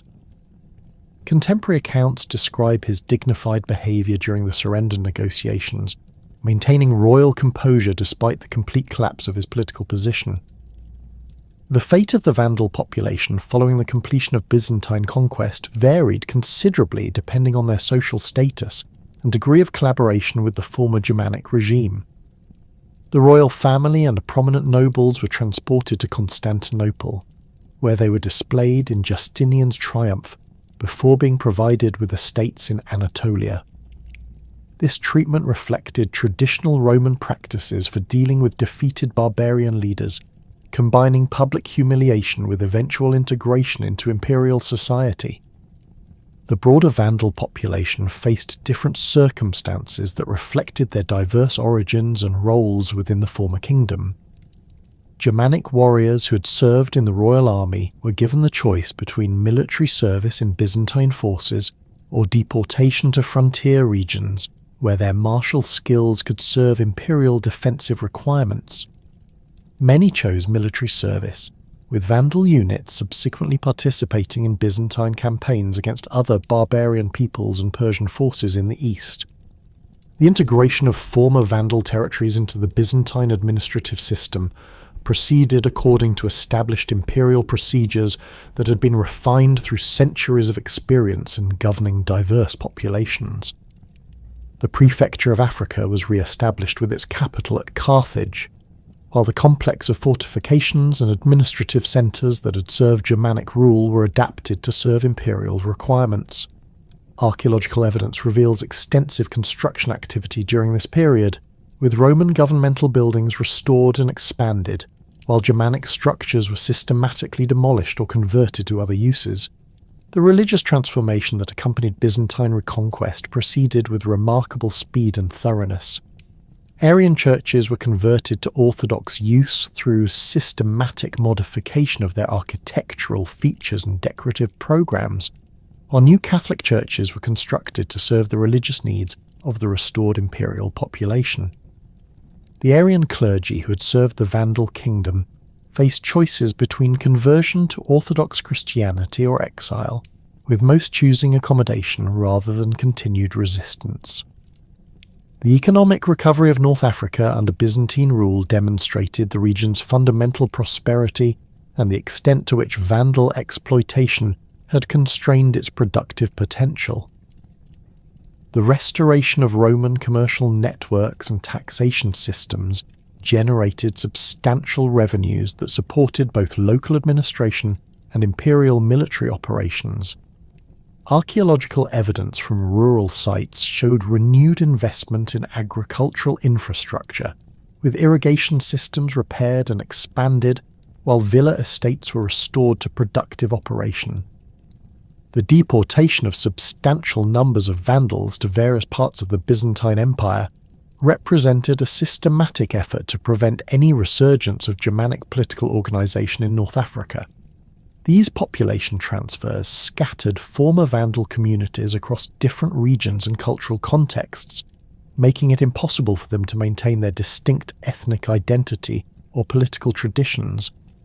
Within a generation, most descendants of the Vandal warriors who had conquered North Africa under Genseric had become indistinguishable from the broader populations among whom they had been settled. The gradual disappearance of Vandal identity over subsequent generations reflected both the systematic nature of Byzantine integration policies and the fundamental changes that had occurred within Germanic society during the century of North African rule. The Romanization that had transformed Vandal elite culture during their period of political dominance facilitated their absorption into imperial society, while the religious conversion from Arianism to Orthodox Christianity eliminated one of the primary markers of Germanic distinctiveness. The archaeological record from former Vandal territories shows the rapid disappearance of distinctively Germanic material culture following the Byzantine reconquest. Pottery styles, metalwork techniques, and architectural features that had characterized Vandal society were quickly replaced by imperial standards, while Germanic burial practices gave way to Christian traditions that emphasized spiritual rather than ethnic identity. By the late 6th century, virtually no trace of Vandal cultural influence remained visible in the material record of North African society. The historical legacy of the Vandal kingdom extended far beyond the century of their political dominance in North Africa. Their success in establishing a functioning barbarian state within former Roman territories provided a model that influenced the development of other Germanic kingdoms throughout Western Europe. The administrative techniques, military innovations, and diplomatic practices that had characterized Vandal rule were studied and adapted by other barbarian leaders who faced similar challenges in governing diverse populations while maintaining their ethnic identity and political independence. The transformation of the Mediterranean political landscape that resulted from Vandal naval supremacy had permanent consequences that outlasted their kingdom's destruction.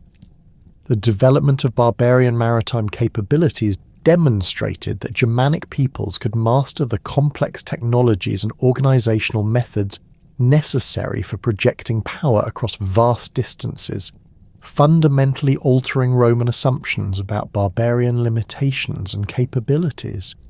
The precedent established by Vandal success encouraged other Germanic groups to develop their own naval capabilities while providing practical examples of effective maritime organization and tactics.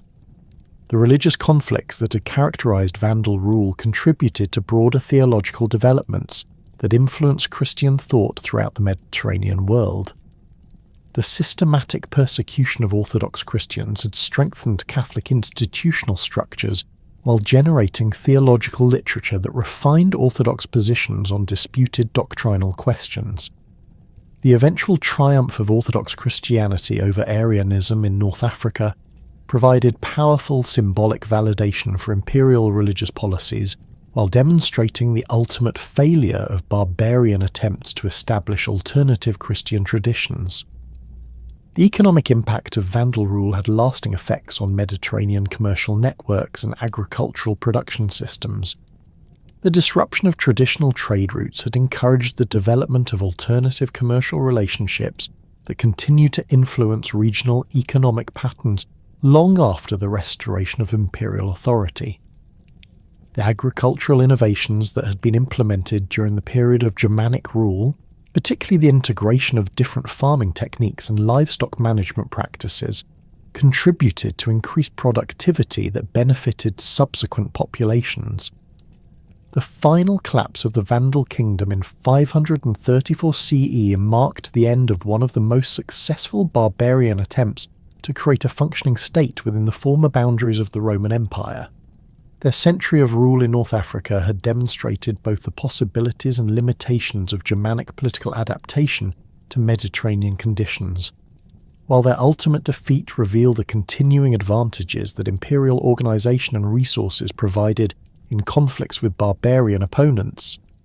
The thoroughness of their disappearance as a distinct people within a few generations of their political collapse illustrated the powerful assimilative capabilities of imperial society when supported by systematic governmental policies and overwhelming military superiority. The Vandal experience thus represents a crucial chapter in the broader transformation of the ancient world, from imperial unity to the fragmented political landscape of medieval Europe. Their temporary success in challenging Roman authority contributed to the permanent alteration of Mediterranean political structures, while their ultimate failure demonstrated the resilience of imperial institutions and the enduring appeal of Roman civilization among diverse populations throughout the former empire.